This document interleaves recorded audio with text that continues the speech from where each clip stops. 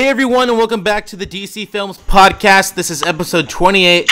The main topic of discussion this week is going to be our favorite villains of the DCEU and just the impact of the villains in this film universe. And I know, for whatever reason, we just haven't really talked about this as a singular topic, which is crazy because we've been doing this for nearly a year now. But now is a better time as any. So joining me, of course, are some very familiar faces. So if you guys want to go around and introduce yourselves to the listeners. Hi, I'm Katie. I'm Story Advocate on Tumblr. Hi, I'm Jean. I'm Batch Activity on Tumblr. I'm Danielle. I'm a Social Justice League on Tumblr. I'm Amber, and I'm by Witch of the West on Tumblr. I'm Rebecca. I'm hold on, I changed my blog. I'm Endeavor Network on Tumblr. Alright, and of course, here I'm Nick. I'm Tremaine, still on Tumblr. Thank you guys for joining me this week. So there's a couple things we wanted to bring up first, like news-wise. But also, there was a couple of interesting things that happened the last couple weeks. So I've been giving Artyom and Katie a hard time because Zack Snyder recognized them on Vero. But then, last week, was it last week? Yeah, I don't know. Okay, it was a couple Saturdays ago.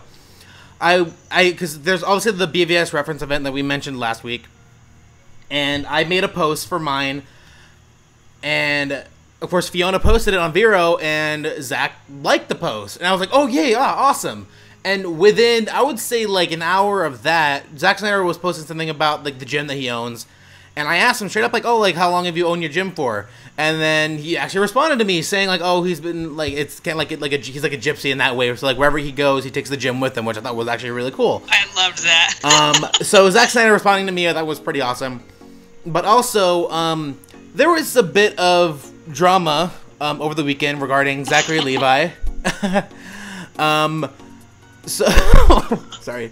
Yeah, the rest of the podcast has positive interactions with famous people, and I just fight with them, apparently. So what happened was, so Zachary Levi, well, he's been responding a lot to fans lately, and a fan asked him, like, I can't remember what exactly they said. Basically, they're asking, like, how do I like pick up girls or something like that. Like, how did you approach your first crush in high school? The question was really sweet. The question was really innocent. It was just sort of like, like how do you talk to people you have a crush on in high school? And it was just like, it was so innocuous. That's the thing that pisses me off the most. Is it was just like this little like sort of like, hey, like what do you do in terms of like, talking to your crush. Yeah. And then Zachary Levi responded to that person talking about no girls liked him in high school. He was the guy that was typically friend zoned and blah blah blah. So and, like, he said like girls would cry on his shoulder. He wanted to be. Yeah, that's what he said. Yeah. Yeah, so, of course, I was annoyed. I think, like, most of us were at least somewhat annoyed by that. It's like, come on, dude. Like, I'm pretty sure everybody read that and went, oh, eye roll, because it was just like, oh, come on, man, but continue, sorry.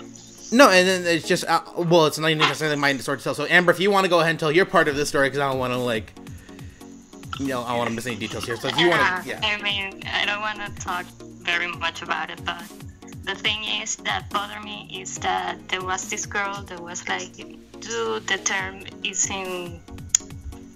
sucks, the word friends who sucks, but he replied and he was sarcastic, made fun of her, and that pissed me off. He was being a jerk about it, so I cut him out.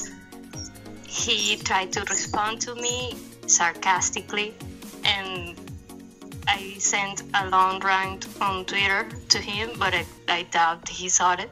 And then, I mean, celebrities like him that respond to people have a responsibility with their platform. Mm-hmm. But when you reply sarcastically to someone, what pisses me off is that these people usually get harassment, get bad things said to them on Twitter, and they don't defend them, which sucks. Because, I mean, you have James Wan recently with Grace, this girl Grace Randolph, yeah. Grace Randolph.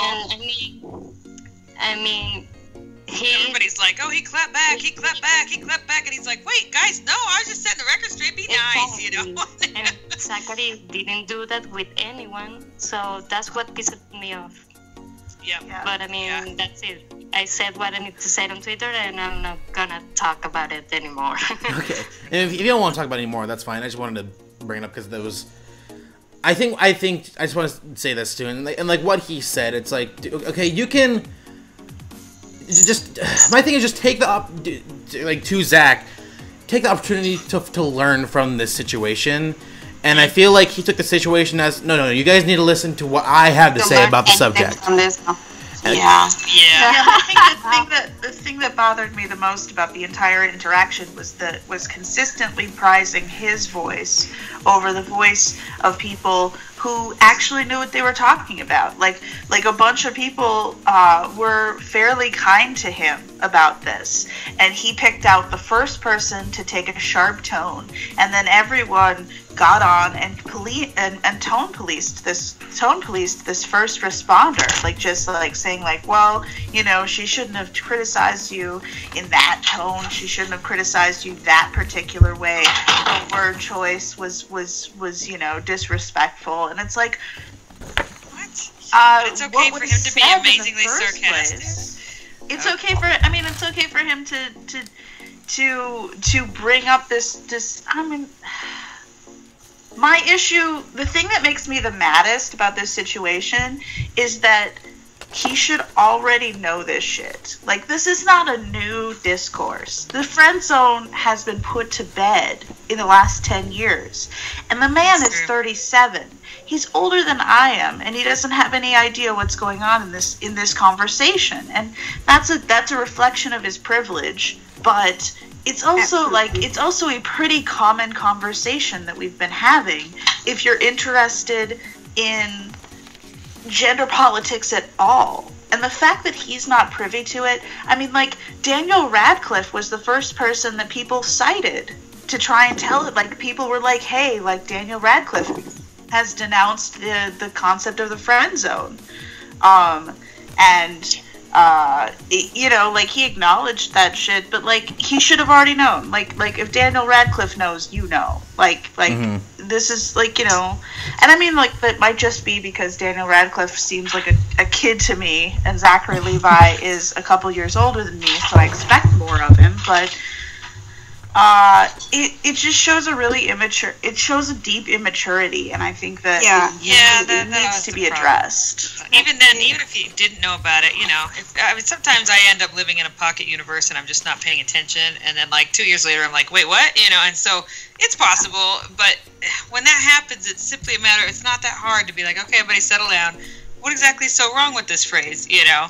People explain it and you go, I never thought about that before, that's interesting, you know, okay. I'll give that some thought. That's all it takes. You don't have to get defensive and sarcastic and really nasty, because you're right, with his platform and the position he's in, he is basically inviting all sorts of rabid followers to get crazy all over people who are trying to explain why they have a problem with the phrase he used. And that's really tacky, you know. I know he didn't sick anybody on anybody else, but he certainly opened the gate and was like, go for it, it's cool. It's a passive way. Really not it's a passive way of encouraging harassment, though. And I don't know if he knows this or not, because I'm certain that Gail Simone didn't understand this until it happened a couple times, and a couple people have said, hey, like, that's exactly how people get harassed.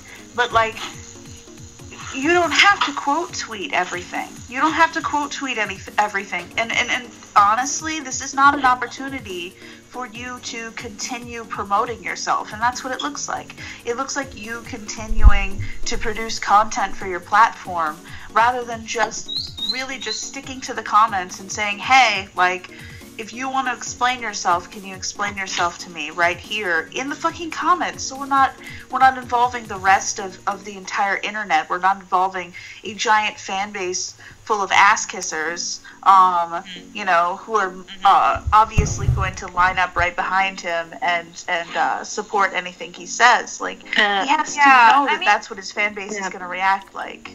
Yeah, I mean like, he validated. Yeah, something that he Amber validated. was bringing up. Yeah, So go on. he validated a lot of nasty dudes on Twitter with his comments. And those nasty dudes were on my mentions when I tried to explain to him what pissed me off. But, you know, so... Yeah, I mean, like, something Amber was bringing up is, like, I think, like, okay, I don't want to, like, insist that, you know, celebrities have to be careful of every single thing that they say all the time, because, I mean, sure, they're human. As we've seen, like, celebrities are human, they can make mistakes, I'm fine with that. It's just that, like, I feel like if you take a job, you know, as an actor in such a public role, especially if you're doing something with such a big platform of young people, or something so influential as playing a superhero, like, you have to be aware of, like, your responsibility that you have to, like, you know, be, as in, not to promote an ideal, but to at least try to be, like, the best person you can be, the most mature, and, like, consider your actions, because you're being a role model, you know, when you step up to a role like that. Even if, like, I wouldn't want to force that on anyone, but again, he's playing a superhero, he has a big platform, and, like, I think that, you know, great power, great responsibility, whatever, but, you know, it's like, in this case, one word from him is enough to sick, like, an entire horde of fans onto anyone who dares criticize him, and, like, it should be obvious to him by now that this is the effect that anything he says will have.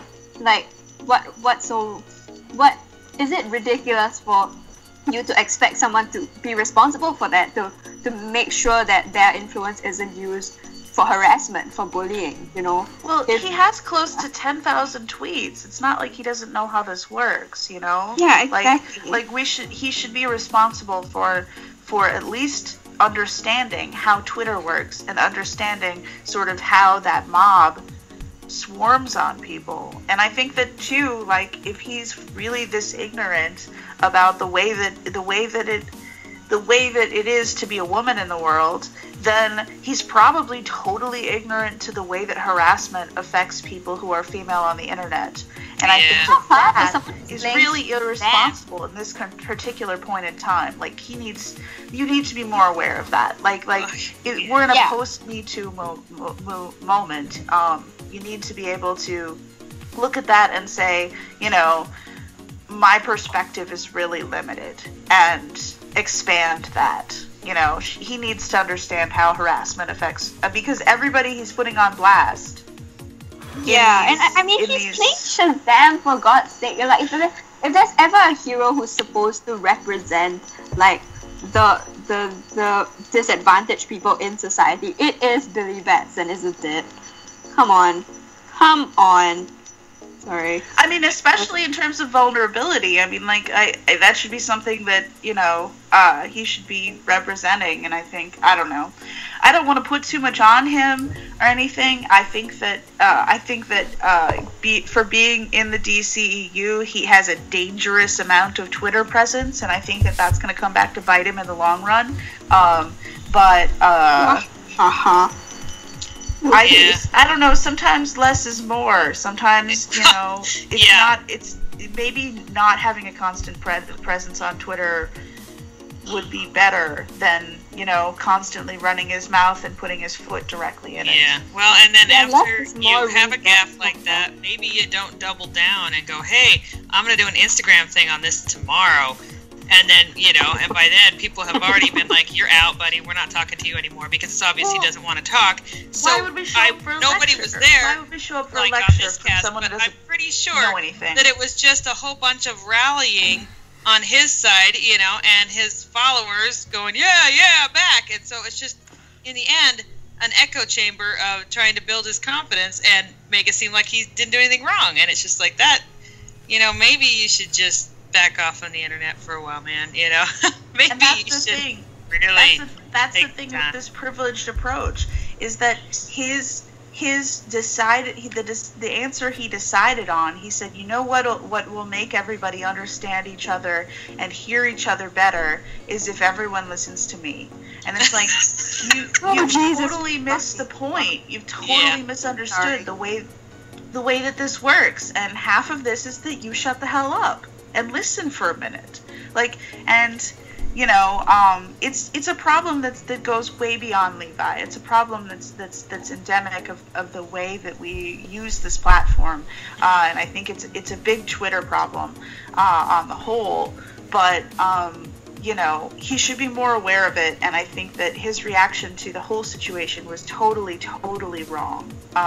Nothing he did in the wake of the original comment was conducive to conversation. He kept saying that he wanted to have a debate, that he wanted to have a conversation about this, and it was like, you don't get one after you've pulled someone up out of the comments to publicly mock them. You don't get that. It's over. You lost trust. Yeah. Nobody has an obligation to trust you in the first place, and they're sure as hell not going to trust you at this point. It's over. You've lost it. I'm sure he lost followers, and I'm sure he doesn't care, but it's an issue. Because, you know, it is the responsibility. It's about him playing Shazam. It's about him being up in the public eye in a way that I think he's not prepared for because of the size of his past roles. Okay, yeah. We'll move on. Okay. Whatever. This is a good segue into the villains of the I know. Stop. Oh no. Okay. Sorry. Okay, so onto the actual topic. But I just want to say, like, just as a quick closing off, we are here for you, and we're here for each other. We're all friends here. Don't come for us, or don't come for one of us, because you're gonna come for all of us. Okay? Like, I think that was my favorite part, was when Nick was like, "Oh, that is it," and the gloves like come off. No. So, no, seriously. If you come after any of us, you're coming. I'm coming for you. That's that's all I'm gonna say. True solidarity. No, seriously. No one fucks with my friends. Okay. Oh, thanks, guys. You guys. No problem. So on to again the main topic. So I was thinking maybe if just as a kind of jumping off point, just kind of go from film to film and talk about what qualities we enjoyed about each villain, like leading up to Justice Leagues, and then if in between you guys want to bring up like what you liked about the other villains, that's fine. But to kind of go from film to film, just kind of make it a more linear conversation. So when one of you guys wants to start off, like, what was your guys' first impression of Michael Shannon and Zod in Man of Steel? Sheer brilliance. Intense. Intense. Oh, that's a good word. Mm-hmm. The best one so far. The best villain we have had so far on the DCEU, in my opinion. He had such, I don't know, it was brilliant the way they shaped him, because he had legit motives and truly believed he was right, you know, and yet seemed to be almost a prisoner of that because of the way he was bred to be that way. But there is something about the way Michael Shannon plays roles, you know, and I remember distinctly, like, when they asked him to play it, Zach said something about, he was like, I'm not going to have to wear one of those stupid, you know, jumpsuits, am I? You know, and he was like, no, we'll put you in armor, and, you know, you'll be really cool. And he's like, okay, good. And then later they realized that there's no way, and it's too heavy, and he can't move very well. And, okay, we're just going to have to, you know, CGI it all on, and you need to walk around in this suit. And so Zach showed up one day, and he looked at him, you know, and he was like, sorry, you know, but, like, Michael, I don't know, the way he approaches things is very much with a classic bent on his acting, which is one thing that I truly enjoy. Because, like, I don't know, people want to make fun of the whole, I will find him thing, but, you know, like, if you ever watch that scene, it builds so beautifully. Because he moves in close to Laura, you know, and he's talking about, you think your son is safe, and, you know, and all that kind of thing, and they're dragging him away, and he says, I will find him, Laura, and it builds, and it builds, and it builds until, see, like, all you can realize is that the intensity of his obsession has formed right there. If that's the last thing he does, he will find that child. You know, and that's all he can do right then is just scream it, because he's bound and he can't do anything and he's physically restrained, and so he just uses his voice. And honestly, like, in the scene, without taking it out of context, it's beautiful. That's awesome acting. And I don't know, it always amazes me when I read reviews and they're like, oh, he's got such cheesy lines, or, you know, he's got such cheesy lines like, release the world engine, and I'm like, what the heck else is he supposed to say? People complain go about ahead and let that thing go, it's all good, you know, like... They want things to be like leaves or something. It's like, you can't decide. You need to pick one. Oh, here's something I just noticed, which is that I think Michael Shannon's really, like what you were saying, Danielle, like, the really, was it Katie? The really, like, theatrical way that Michael Shannon approaches the character, like, it's really classic way that he approaches it, right? I think it really, the thing about it is that it really, really fits in with the way the Kryptonian culture is, because everything is so formal and so rigid. Whereas when he comes to Earth, everything he says does sound, it sounds formal, rigid, and alien, you know?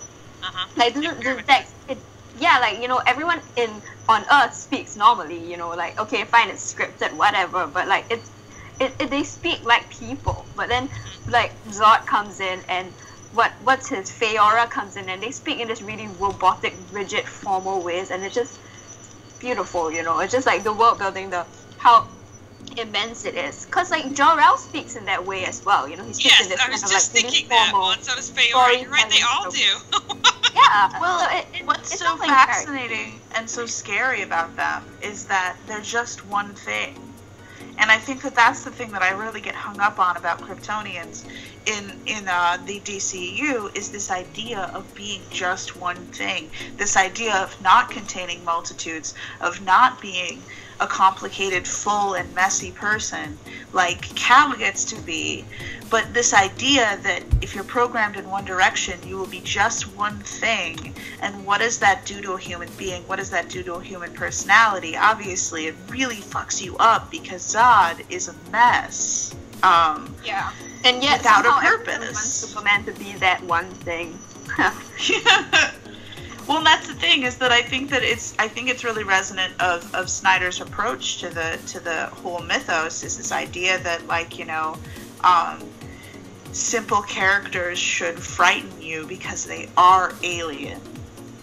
Yeah. Simple people don't exist. It's not a thing. It's something that should be alien to us, that should be kind of weird and stilted. So I think it's a really good observation about the way that they speak, and how, like, there's a concerted effort to make Kryptonians very alien, and there's a concerted effort to show Clark moving in gradations away from that, which I think, is really cool. And I think it's a really cool thing about Zod. I'm obsessed with Faora, so. I think it kind of also like, reminds me of like something that Jesse Eisenberg said. He said that he thinks that people who smile all the time must be psychotic. Yeah, Joker. Oh my gosh. He has a point, and now that brings a whole new view of Lex that I never really thought of before, but yeah. Well, more reasons. Yeah, well, I want to bring up Faora. Sorry. Oh, no, it's okay. Hey, Al. I guess do I introduce myself? Yeah, go ahead.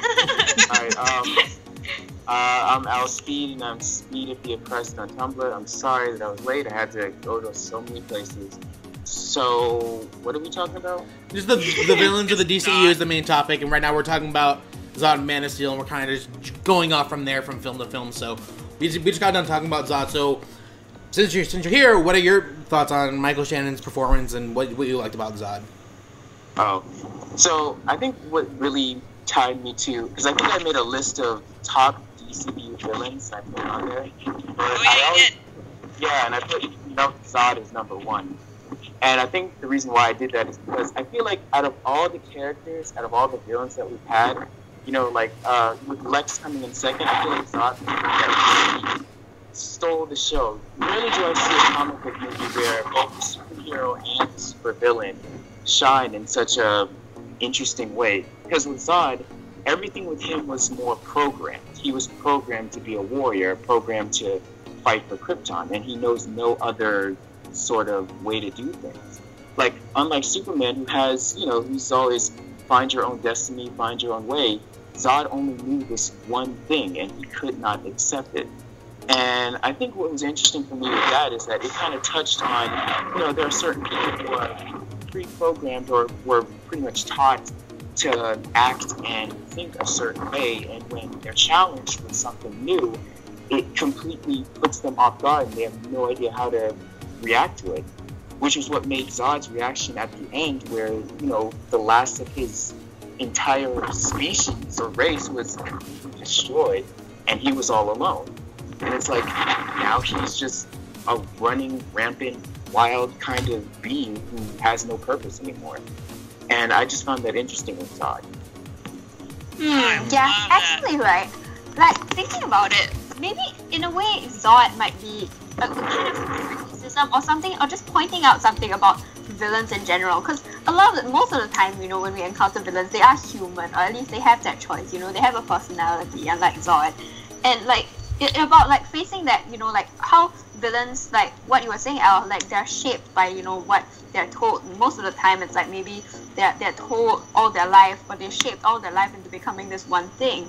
But for humans, it's like we have that choice. So ultimately, if we do something bad, it's our choice, and that's what makes you a villain, right? Whereas for Zod, like he is a villain for sure because his goals are ultimately evil. But if you look at it from someone who genuinely has no choice, then it's a tragedy.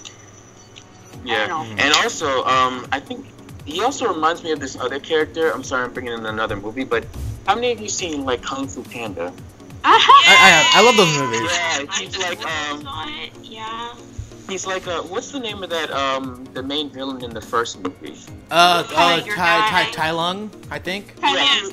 Yeah, that's what Zod reminds me of. He reminds me of Tai Lung, because Tai Lung was brought up to believe that he was supposed to be this master of martial arts, and the only way he can be the master is if he is like appointed it. Like the turtle master has to tell him, hey, you're now the official dragon warrior, and he's been training for that moment for his entire life. Like every single waking moment of his life has been built up to be this master of martial arts.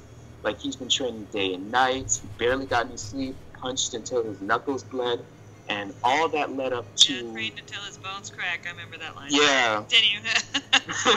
Yeah, and then like at the end, he's told, yeah, you can't be the master. You can't be the master, sorry. You can't be the master here. So then he feels like he wasted all his time for nothing.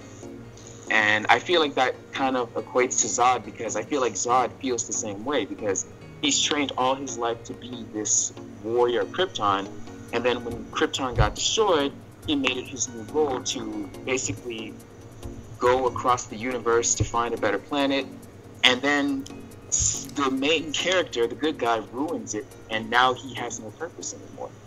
So I felt like there was a connection between this. That's actually a fantastic comparison to make. and that's honestly perfect because, like, I don't know, ages ago, I was sitting down with my stepson, and I was showing him a cool fan video that somebody put together of Zach's films, and one of the clips that he had in there for Man of Steel was Zod running up the building.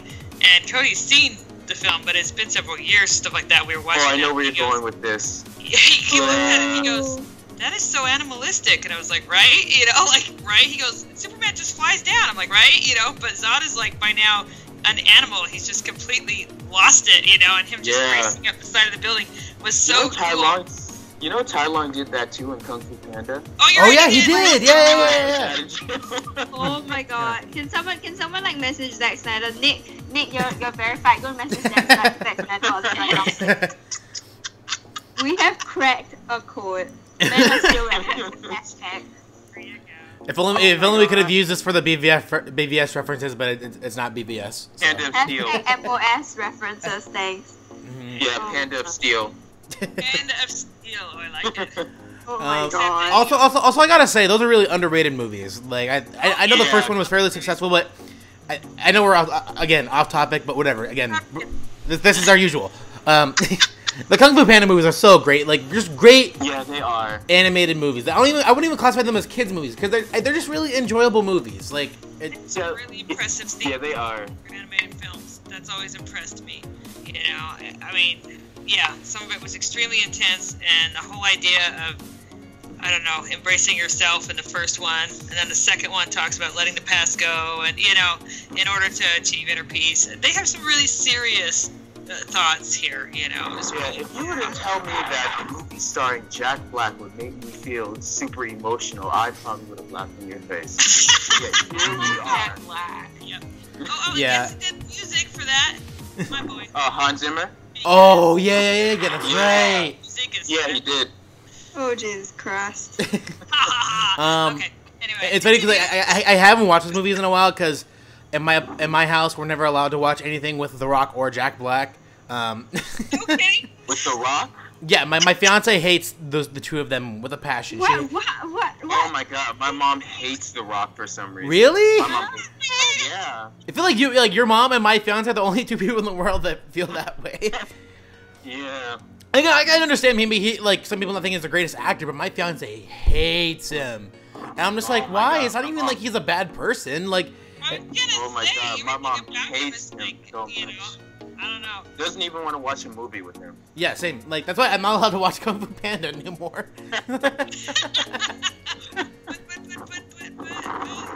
And especially I couldn't watch the new Jumanji because both of them were in it. I'm sorry. Yeah. That was honestly there. But yeah, for myself and watching Man of Steel, I remember the first time seeing it. So when I first saw that Michael Shannon was announced to play Zod, I was really intrigued because at that time it was just after, I think it was just after Boardwalk Empire had ended. I still have never seen the show, but I've heard nothing but good things about it, of course. So like, okay, cool. Because up until then, the only movie I had ever seen him in was Kangaroo Jack when I was a kid. And I liked him in it. I mean, I thought he did a good job in that movie from what I remember. Granted, I haven't seen that movie since I was a kid, so I'm not sure how well it holds up.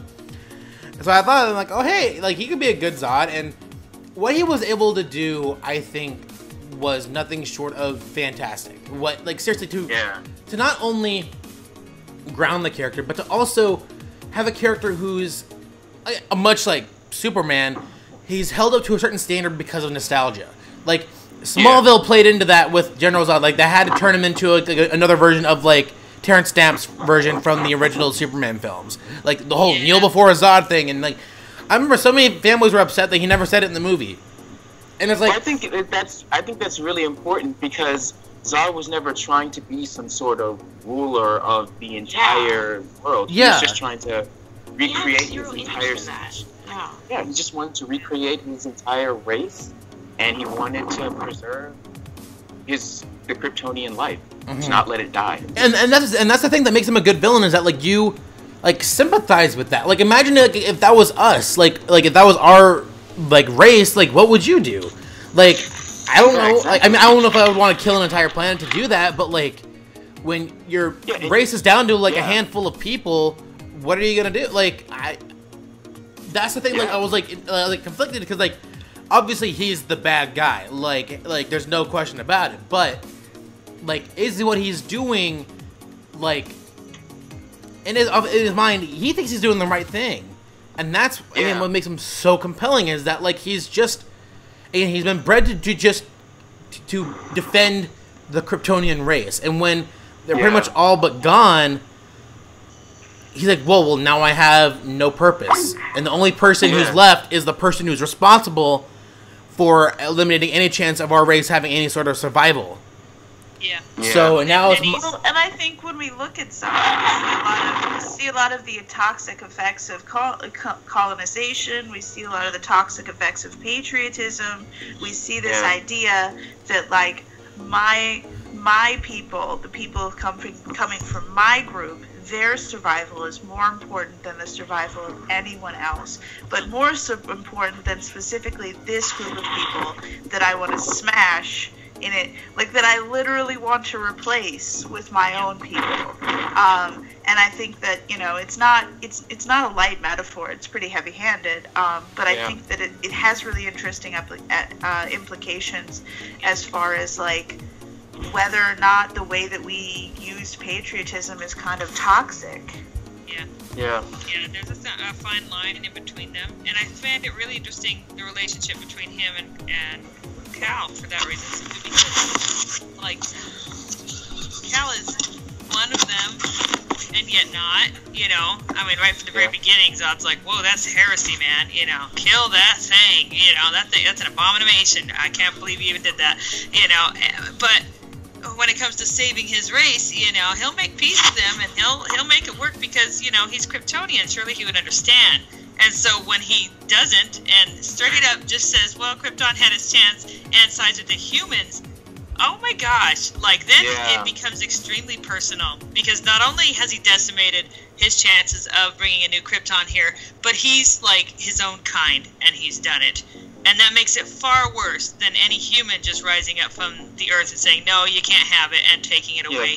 This is one of his own people doing it. And so right there you see the amazing hatred, you know, he has and will always have for Cal, because he should have sided with them.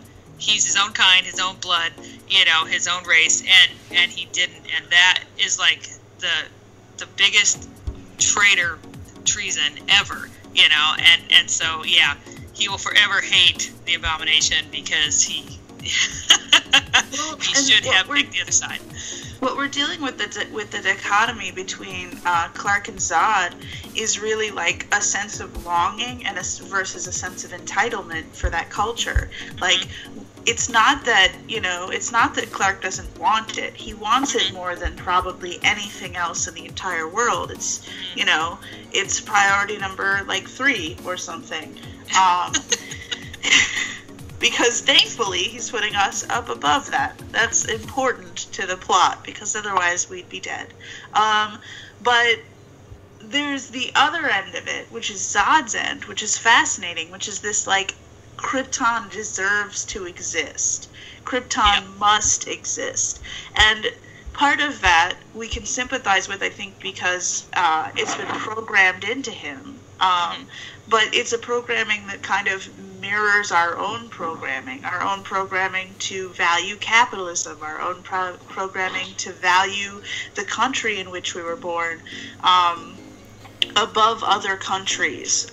You know, those kind of feelings, I think, are very reflective of sort of like a toxic American perspective that's been put on Zod, and I like that. I like the manifest destiny in that. I like all of that baggage that he brings with him. It makes him really easy to hate, and it also, I think, it brings a lot of empathy on our side, because we're kind of like, oh yeah, that is the ugliness in my heart. That is what the inside of my heart looks like, and you know, it's a sober reflection. And I think a lot of people, I mean, like, I think the same with Batman versus Superman. A lot of people looked at Zod and said, well, you know, I'm not willing to examine why he might not be right. It seems like he's right, so Superman is the bad guy.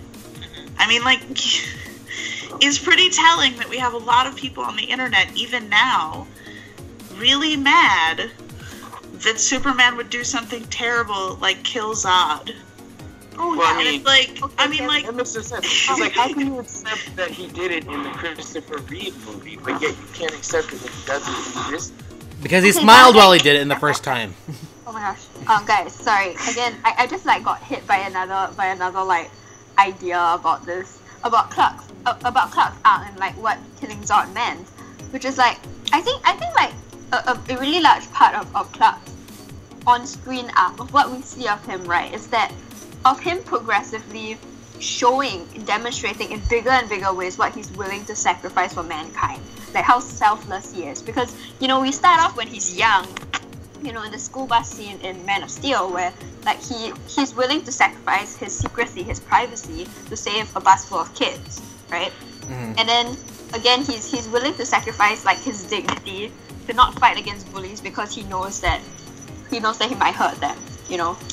It's something that Christopher Reeve's Superman never did, for sure. Yeah, sacrifice.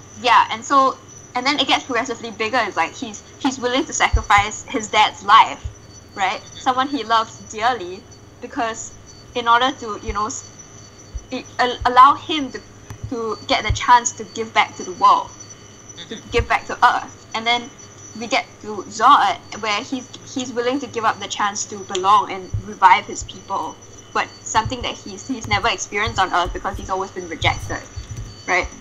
And then we get to the end of BVS, where he's been rejected in the most public way, and you know, he's found love and everything. You know, he could keep living on in the world with Lois or something, whatever, hypothetically, right? But he's willing to give up his own life for humanity. It's just like Clark showing over and over like what he's willing to give up.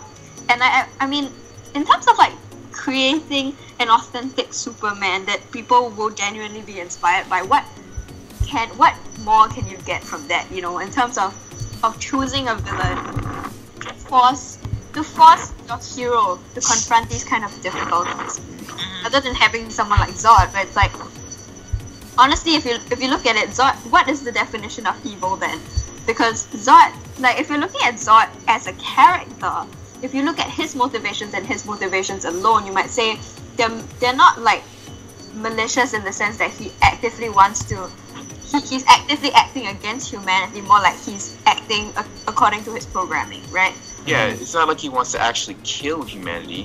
He just wants to bring back his people, and it just happens that killing humanity is the way to do that. Yeah, exactly. And then when he loses everything, it's just he lashes out, and he latches on to Superman wants to save humanity over Krypton, so I'm going to destroy humanity as revenge, right? Yeah. But if you look at it like just purely from his perspective, then sure, it might be sympathetic even, right? But then if you look at it from the perspective of like what kind of challenge you want Superman to undergo in his early days in order to develop him as a character, develop him as Superman, then like this is the ultimate, right? You can't get any better than that, really.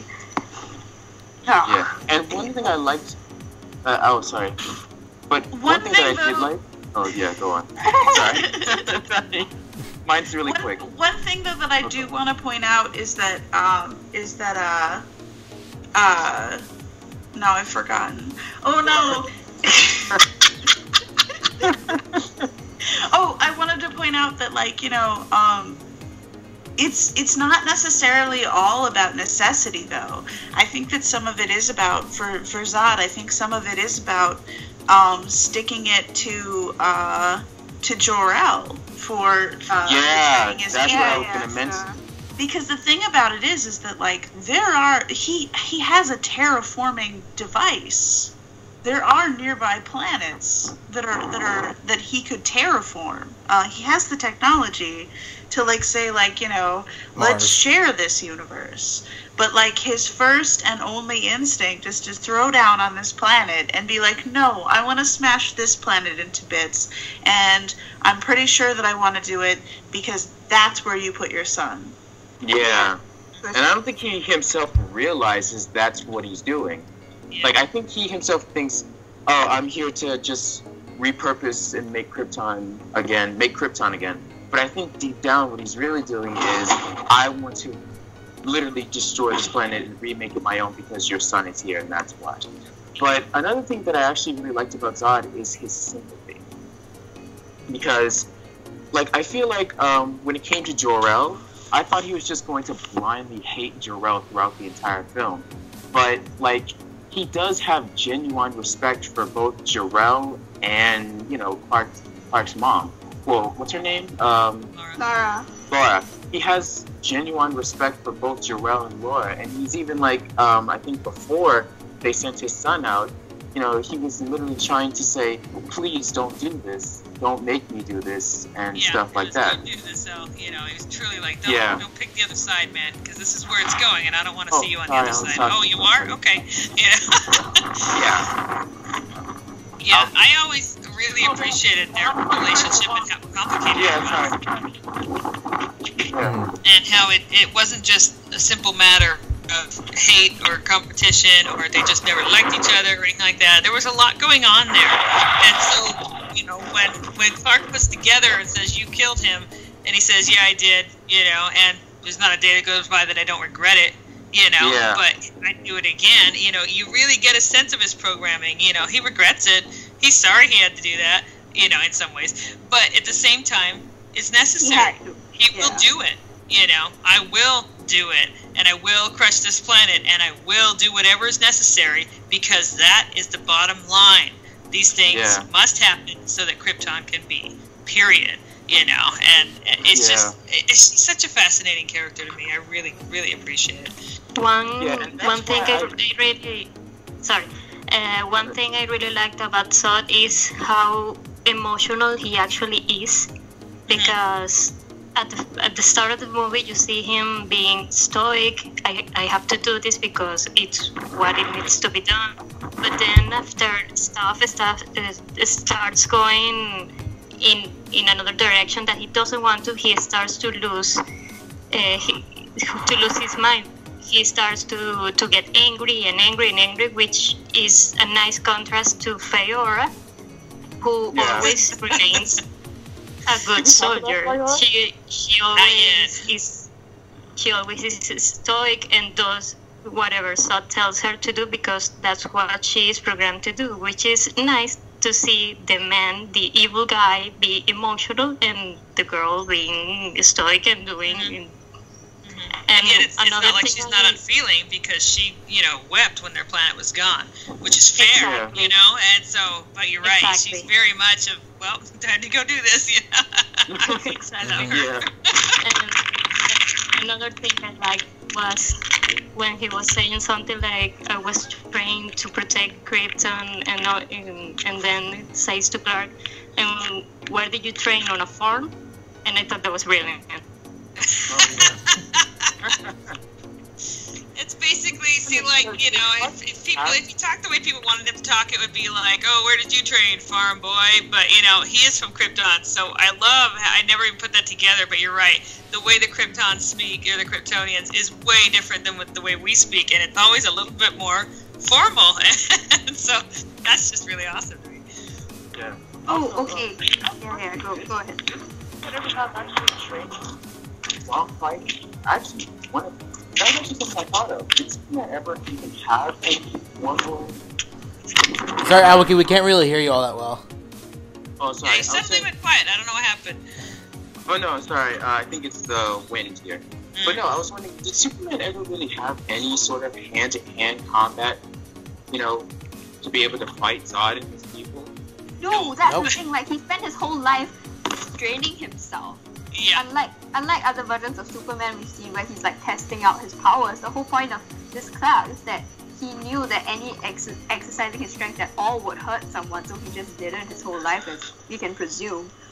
Except for maybe holding up that giant structure in the beginning of the movie, like just showing feats of brute strength that no human would ever be able to rival him. So he never had to actually learn to fight, because just fighting anyone who just beat them automatically. Yeah, and that has been that is shown in each film, which I find really fascinating, because I swear so many people would be like, okay, and then they fight, and Superman's awesome, without ever really taking into account that. But even in Man of Steel and even in Batman v Superman, you can see that Clark has never really had to deal with this, and he's always just had the strength on his side. So when his strength is suddenly gone, or when he's up against a seasoned soldier and stuff like that, he can give a lot, but he doesn't have all of the tactical knowledge, all of the strategic skills, all of the hand-to-hand combat experience that he would need to have, because he's never had to. And I don't know. I think it's really consistent. Very organic. Yes, I love how consistent. I think consistent in the source material too, though, is that Clark is a garbage strategist, and always has been, just terrible at that. He doesn't, because he could just barrel into a situation and solve things by swinging a bunch. Or by talking, and if neither of those approaches work, he kind of becomes sort of, if people make fun, especially freaking Max Landis, make fun of the Superman approach of just punch the problem until it dies, but it's he doesn't have the tactical training to do anything else, because who does he train with? Who's going to take a minute to spar with Superman? No, thank you. Guys, no, there's that scene in Man of Steel, right? When during the fight battle at the end, where Zod just like grabs Clark by the cape and like swings him around. like just think of like that Incredibles quote, like, you know, that GIF, no capes. I know that, I was literally just thinking the same thing. Ow! Like slams him in the building. Just But anyway, I guess we can talk about Lex, maybe. Well, actually, before I would say before. Can we talk about Faora? Yeah, exactly. I was talking about Faora. Oh yeah, I forgot about Faora. How dare you forget about Faora? Okay. Villain that everyone's always been craving, you know. Like, yeah. We need Faora back somehow, some way. I don't know. Let her be Kara's trainer. Like, yeah, just come back somehow. We need more of that, you know, like her fantastic armor, her character, just her fight scenes. It's just fantastic, and I just wish people didn't ignore her completely when it comes to this movie. Like, every time we talk about Man of Steel, just nobody talks about Faora ever, and that's just really depressing. Yeah. Oh, sorry. The coolest thing about Faora is that she has like this. She has that pure. She's a pure reflection of the philosophy. So she teaches us a lot, because like Zod is kind of unhinged. Zod has kind of lost his shit by now. And I think that's like a lot of the burden of responsibility. Whereas Faora is really gives us such a pure reflection of what the average Kryptonian is like, and what Kryptonian philosophy sounds like, is that she's constantly teaching us about Krypton in little ways. And I think like her conversation that she has with Clark while she's kicking his ass is fantastic. Because she is really just morally pure, like, you know, okay, not morally maybe, but like she is very, very pure in her in like her mission, you know, her goals. Yeah, I don't consider Faora evil. She's more just someone who's following orders. Pure soldier. Fascinating. Yeah. Because I mean, she's totally willing to do terrible things in the name of her, in the name of, you know, her principles. But you have to have a lot of respect for the principles that she follows and how consistent they are. She loves her planet. She believes in the sort of like even like the religious perspective of her planet, which is this idea. Oh, that's the word. Yes, the ideological bent of her military planet. hierarchy, you know, even just walking onto a ship and saying, "I take it you're Zod." She's like, "Dude, General Zod, our commander, you know, how dare you address him that way?" And it's just, she is so cool. and I gotta say, like, before the head-to-head fight we get with Zod and Superman, because we saved that for the last and stuff like that, who's the one out there kicking serious butt, throwing soldiers into other soldiers, you know, slipping around and stuff like that, and just completely running circles around them? Oh, it's her. It's always her. She's got some of the best footage in the movie. She does, and she's just awesome. And I find it fascinating that, like, she could have been so generic. She could have been such a generic henchman, because that's pretty classic and that's easy to do, and just make him a good fighter and pretty one-dimensional. It's totally okay. And instead they're like, what would happen if she gets really annoyed with the fact that Colonel, I forget his name now, Hardy, you know, told her that he didn't care what she did, you know, and basically told her, go pound sand, that you can't have her, you know, like, and then she's like, I swear, at that moment she looks at him and she's like, oh, I will kill you first when we take this planet, you know, like, she legit has a blood, like, lust to kill him, you know. It is truly like, you challenged me and now I'm going to have to kill you. I mean, I respect that, but I'm still going to have to kill you. Yeah, and the way she gets taken down is it's so cool. It's so cool. And even on the ship, when she comes on there, you know, and Hardy comes down to find out what the problem is, and she shows up, she looks at him, and he looks at her, and he's like, oh, crap. You know, and she's like, oh, good, I get to kill him now. I mean, she is so much fun, and they gave her so much to work with, and yet, like, didn't overcomplicate it. But on the other hand, so glad that she wasn't. She's wonderful. Yeah, on the amazing thing is not getting beat up by a scientist. The amazing thing that occurs to me too is that the reason that she doesn't, that like Hardy doesn't win because he's stronger or better or has better strategy. Hardy wins because he's willing to sacrifice more. And that theme kind of runs through that moment. You know, humanity wins because Perry is willing to sacrifice his life for Jenny.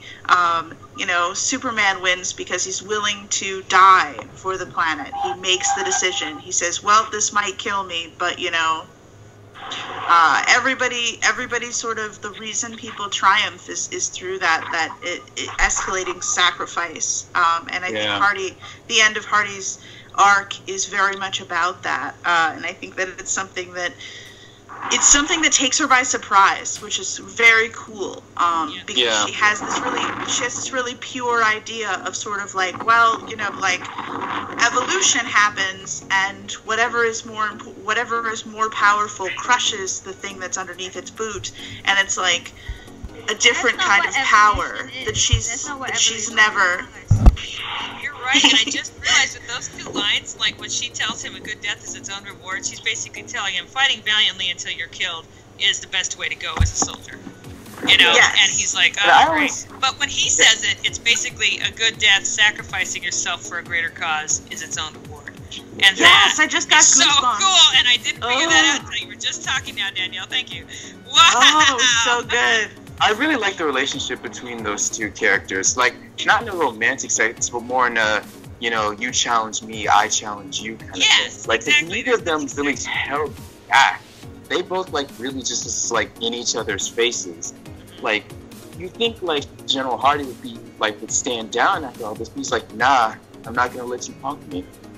And I have this thing where it's like, I hope that those two get sent into the Phantom Zone, where they have to, like, survive, like, with each other. They both have to survive in this Phantom Zone. Right now. Oh my God, see, thank you. I was like, somebody write it. Somebody write the thing. Somebody write it right now. Oh, do it now. I don't know why. That almost sounds vaguely like an episode of Smallville that I've seen, though.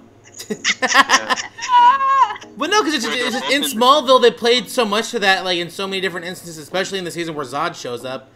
And then even, like, in the last season when they showed Zod coming back, it's very similar, but I just want to say, too, with Faora, I went in, I figured she was going to be a badass. I didn't know I was going to, like, fall in love with this character. Like, and my best friend who watched the movie with me, he thought the entire movie, and he's not, like, a big into superhero movies at all.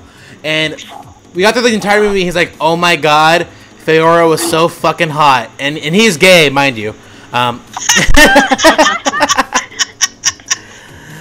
And I gotta say, I was just about to say, there's nothing sexual between her and Hardy. However, you know, it was really hot, you know.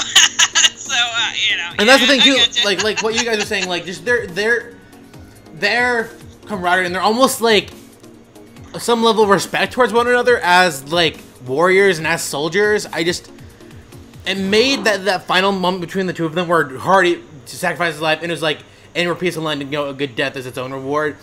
Like, and the look on Faora's face, she's like, shit, well, if this is my end, this is my end. Like, she just accepts it. She doesn't try to run away or anything. She's like, warrior, exactly. That's a true soldier, and that's what you do, you know, in Krypton. And so, I will also say, like, every time we ever watch that film, when Hardy runs up to the plane's controls, and she follows after, and he tells the guy to run, and the guy doesn't even have a chance to get out before she grabs him and just casually breaks his neck.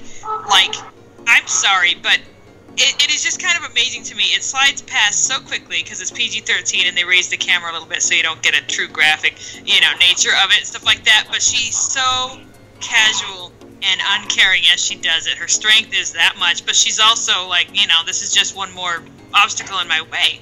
And then you contrast that with Clark having to break Zod's neck, and it's radically different. And I just don't quite understand how people can get all up in arms about the one, and yet the other one, yeah, she's a bad guy, so I guess they expect that, but it's just like, do you see the difference here? Like, they've shown you right in the film two radically different examples. They're not the same, and they are not to be accepted as the same, you know? Yeah. One was straight up murder.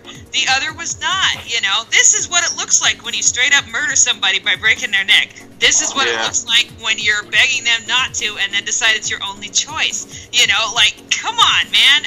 I guess it kind of amazes me how much is in the film itself to help you kind of get the right idea about things, and yet people still want to zero in and Do you know what I found cool?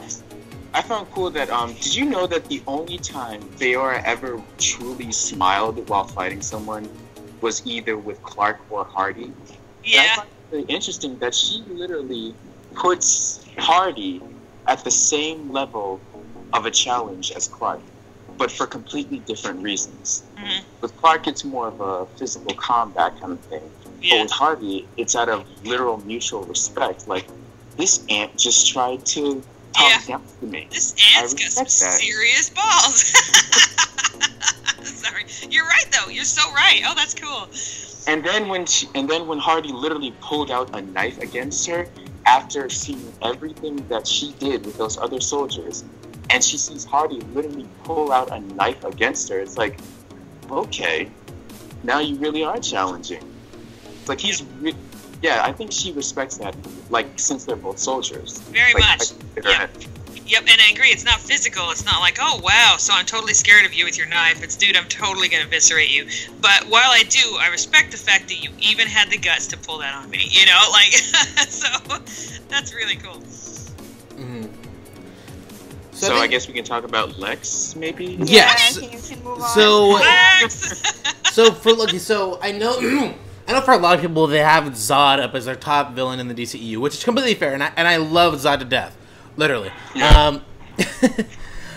But with Lex Luthor in Batman v Superman, I was not expecting to love this interpretation of the character as much as I did. Like, I expected that like Zach and Jesse were gonna bring something different to the character, have it be a little more of like Jesse's version of Lex, and that's what he was, but what they were both able to pull out of that performance, I think, for me personally, what they were able to do, Lex Luthor is my favorite villain in the DCEU. Hands down. Yeah. And Okay. Quick aside before we get any deeper into this character, which is just, how prophetic was it that he got the guy who played Mark Zuckerberg to save the lion? Can you know the oldest lion in America, Senator? Right? Oh, yeah. The meme that's been coming out recently, I've been laughing. It's like, wow, those are like spot on. And everyone's like the social network too. One more reason to worship Zack Snyder. Okay, moving on.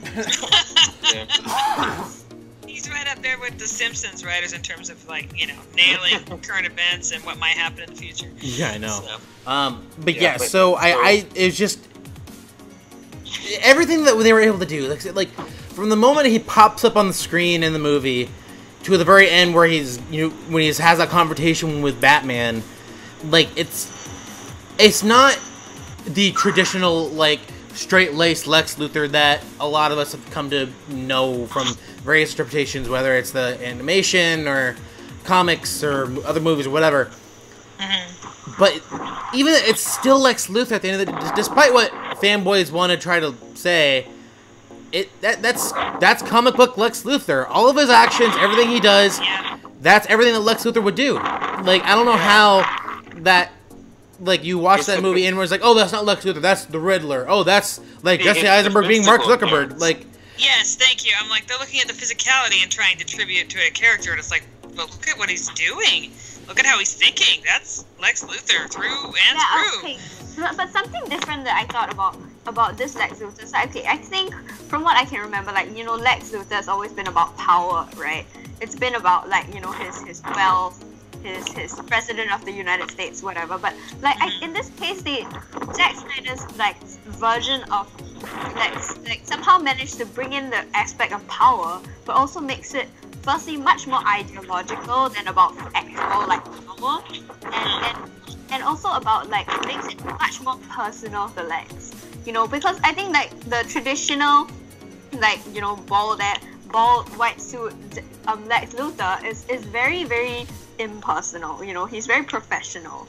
And like, okay, that's one way to appreciate, to like that character, but like in this case, it makes it just so much more intense. It makes it so much more thoughtful that in order to like to come up with a way to bring that struggle of power into something much more personal, into something much more deep and psychological for the character. That just makes Lex like so much more complex and interesting than like your traditional Lex Luthor. And another thing that's good about this Lex is that he's not very imposing. He's not as like tall as Superman. He's not as muscular as Superman, like some people like to make him out as in the animated series. Like this Lex Luthor is literally like a small, like no offense to Jesse Eisenberg, but he's like a small, spineless weakling. That's exactly the face of power that is just it right now. Yes. Yeah, that's it's perfect. Of all the people who are in power right now. It's just like small hands, spineless guys, just like who like don't seem to make sense on the surface, but like deep down are just doing some really fucked up shit. Well, I think Al, were you trying to say that it's the perfect way for people to underestimate him? Yeah. Yeah, and I totally agree, because you look at him and it's like, well, he's just this little young, weak thing. How much of a threat can he really be? And it like really is another aspect of power examined in this film, that sometimes power isn't about strength or musculature, muscles, and it's not about how tough your body is. Sometimes power is about your position, your privilege, your wealth, the secrets that you know, the things that you can move into play without anybody having any idea that's you doing it. That's serious power. And so, there's so many different examinations on power in this film, and Lex's is one of my favorites, just because isn't that threatening. One thing I really like about Lex on this movie is that he represents this white, cis, privileged guy who wants to destroy everything he can control. Yeah. And like a seemingly nerdy guy that wants to destroy everything he can control. So I can see why people are made uncomfortable with it. Because some people see themselves in him, and that makes him uncomfortable. And like that's the thing, he's so self-centered. It's like he's a genius. He can see the psychology of everyone around him. He can predict everyone's actions, he can manipulate people's minds, but somehow it all boils down to just being utterly self-centered of him. Everything he does is like for his own mental comfort, his own psychological comfort. Well, this is my favorite thing. It's like Superman. Sorry, go ahead, Al. No, I was saying, and it's such a contrast from Zod, because Zod is all about like the selfless act of trying to guys, nice. Right now it's all selfish. It's all selfish need to control things. It is. Well, and the fascinating part to me is that like they don't even meet until the end. Superman shows up at the end of Man of Steel. Lex is nowhere. A couple of Lex's things get ruined, legit property, but he's rich, so really, why should it bother him? And yet he takes personal offense at this being that has appeared because he's so powerful and because he seems like such a threat to Lex's own idea of his power. That's it. There's nothing personally done to Lex. There's nothing that, that to bring about. They show us why Bruce is angry at him, and that's fair, but Lex, there's none of that. There's simply, dude, there's a guy who's bigger and stronger than me, and he can fly. He's almost like a god, but there is no god. I'm going to bring him down. I'm going to ruin him, and that's it. Like, wow, the differences between these two. That's why, like, they always have their exact opposite as their true enemy, and that's these two right there. It's beautiful. Yeah. It's he takes steps to ruin Superman, and Clark doesn't even know he exists. I'm like, wow, that's amazing. And that's what I like about Lex, because Lex, he's a villain that you actually can, like, just genuinely hate and not feel bad, because his ideology is not like Zod. With Lex, it's just all selfishness. Like, he does not like Superman because he's better than him. It's like, you, like, I'm not sure. God damn. lighten up a bit. And he reminds me of, you know, those like smart nerdy guys that you usually see in high school who thinks they're like better than everyone else. Yes. No, here's the thing, right? Here's the thing is that this demographic, right, of this exact description that you're talking about, are the demographic that everyone will try so hard to make excuses for. And in this case, you look at Lex Luthor, and that's literally, you can't make any excuses for his behavior at all. It's just all on him. You know, except I have seen people be like, well, his dad was mean to him, and I'm like, I don't care.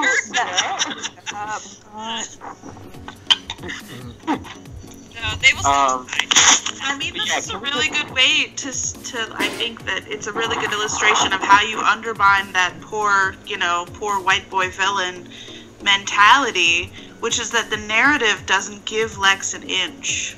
Like we know that Lex's upbringing was rough.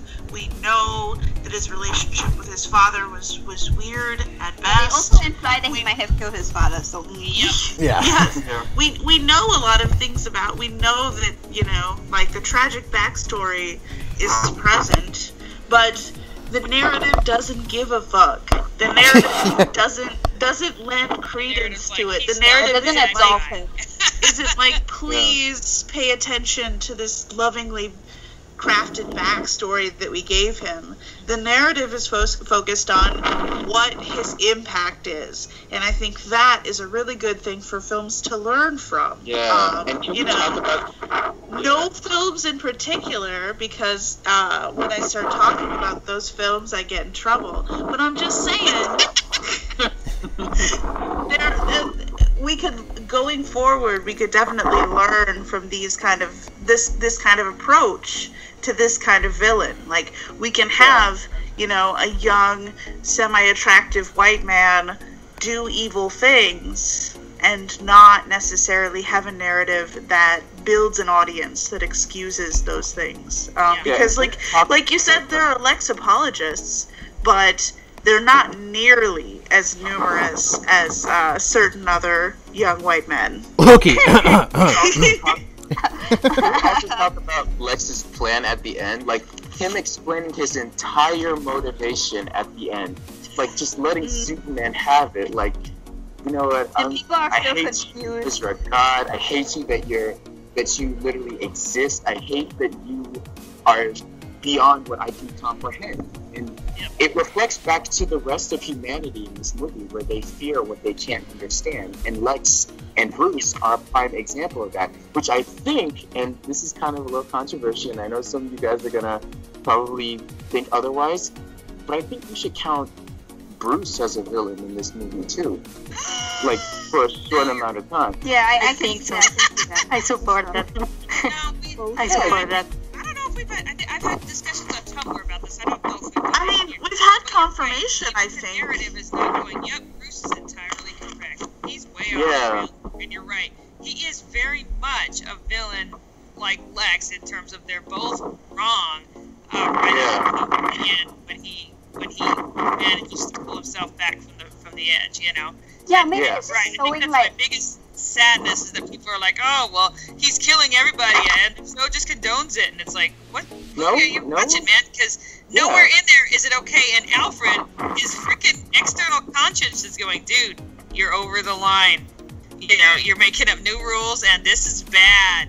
By the way, this listening is to bad. Alfred, who are you listening to? Who is right in the narrative aside from Alfred? I'm sorry, have you ever read a Batman comic? Stop. No, but like also it's about like maybe it's about contrasting like what's a redeemable villain and what's not. You know, because if you just like also back to your motivations, like what we were talking about earlier, it's just like Lex is irredeemable. It doesn't matter if he's a privileged white man. It's just that like he is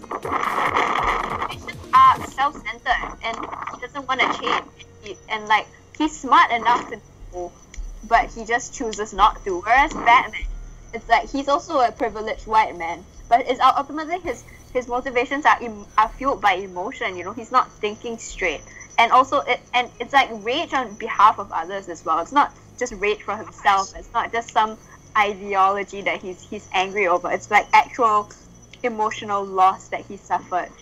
You know, and that's what makes him That's like the two sides. I of would the argue movie are right there, presented like in two different characters. You know, one Yes. it's all about emotions and rage, and the other one is simply about, well, they're less than me, so I will go ahead and and push them away or wipe them out or treat them badly or whatever, because they're not as good as I am, and I'm going to prove it. Oh my gosh! I would argue that Nice it's less about motivation. What separates the two perspectives, in terms of like what's redeemable or not. I think it's about choices. I think that I spent the entirety of Batman versus Superman extremely angry with Bruce. Every moment, just like on fire with rage. Just so like mad at him for what he was doing to other people, but mad at him mostly for what he was doing to himself and my perception of him. Oh yeah, If we were Alfred, we would have smacked him upside the head by now. No, yeah, I think like that Jeremy Irons was nice. So. Going into Batman versus Superman as a Batman fan, as someone who feels like they were kind of like somewhat raised by Batman, is a very betraying experience. It's very, very hard. It hits you really hard, and it's Bruce disrespecting his own legacy, and that legacy, if it matters to you, it really hurts. It's painful, and I think that that's one of the things that hits really hard about Batman versus Superman. But I think that he could have remained a villain if he hadn't turned around. I mean, this is a man who is standing over Superman with a spear, like a man who'd done nothing to him directly, with a spear. Well, he was going to stab that man he was going to stab a man in the face. Any man in the face. After Batman stabs any man in the face, I don't care if it's the freaking Joker. You don't have to stab him in the face. He's irredeemable. At that point he is. Like, in traditional Batman, comic Batman, every Batman, it's like he'll go out of his way just to like save villains. He'll save the Joker. He'll save people that he hasn't. He would be perfectly justified to a large extent in not saving, and then it comes down to choices. Yeah, and to bring him all the way down to that low point where he's about to stab Superman in the face, straight up murder him. Mm-hmm. Like that's just as low as and far away from being Batman that you can get. Yeah. And nobody, I think no one in their right mind could think that that they're trying to portray a positive Batman that way. Like that's not a hero. That's not. If they truly think that, they were not paying attention. Yeah. They're not paying attention to what this movie's saying. Yeah. And I agree with that very much. I was going to say something. Oh, see, and here again, I agree, Danielle. It's about choices, because in the end, and we've noticed this for ages now, it's not new, Lex and Bruce have been traveling very similar paths this entire time, which, and yet, like, even when Lex brings Doomsday to life, and Superman intercedes that fist, right there, I think for me, may have been the moment where I went, okay, maybe I misjudged this dude. You know what I mean? I really would have thought about it, because I just threatened to burn his mother alive and forced him to go and, take on Batman just for me and stuff like that. I would not have expected him to ever intercede on my behalf. Well, and we still have Snyder establishing the dichotomy. Yeah, we still have Snyder establishing the dichotomy between Superman and Batman, even in that way, because I don't see Batman making that move even on like an awesome day. Yeah. Lex Luthor is about to get pummeled by a monster of his own creation. I feel like Batman is just sort of like, well, let's see what happens here. Can I just say, like, one of my favorite lines ever is maybe you'll learn a lesson. And he says, break the news or something like that, and Batman says, I'd rather do the breaking in person. See, now that's hilarious. That means it's Justice League, hands down, man. That's perfect, And I laugh every single time. And you notice he starts joking like that after the whole thing with him and Superman. Because it's like, it reflects that he's starting to ease up a bit. Like, he's starting to be a little more in his own mind, in his element. A bit more like get the bad jokes back. Love and expect to see, Yeah. Very much. Okay, quick tangent. If you get the spirit, well, I've been kind of busy. I mean, oh my goodness. Oh, there's the sassy Bruce that I'm expecting. Quick tangent on that note, which is that Snyder or like whenever Snyder directs stuff, it's like he has a perfect grasp on superhero one-liners. Like he gets Yeah, he does. gets the kind of humor that's great. If you're looking at like the Justice League trailers, you know, all the stuff that he said, like the way like Bruce like sticks his foot in his mouth when he's talking to Aquaman, or like the way Bruce sticks his foot in his mouth in general, or how everyone else roasts Batman, like that's exactly the kind of humor I'm here for, you know, that's exactly the kind of humor that Batman is for. Like, you have to make fun of him for his privilege, make fun of him for being like grumpy.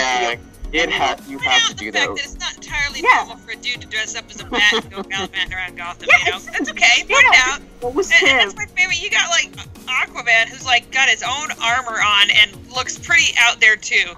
And yet, to him, that's perfectly normal. You know, it's Atlantean. And he's like, dude, you're dressed like a bat. Really? You know, like...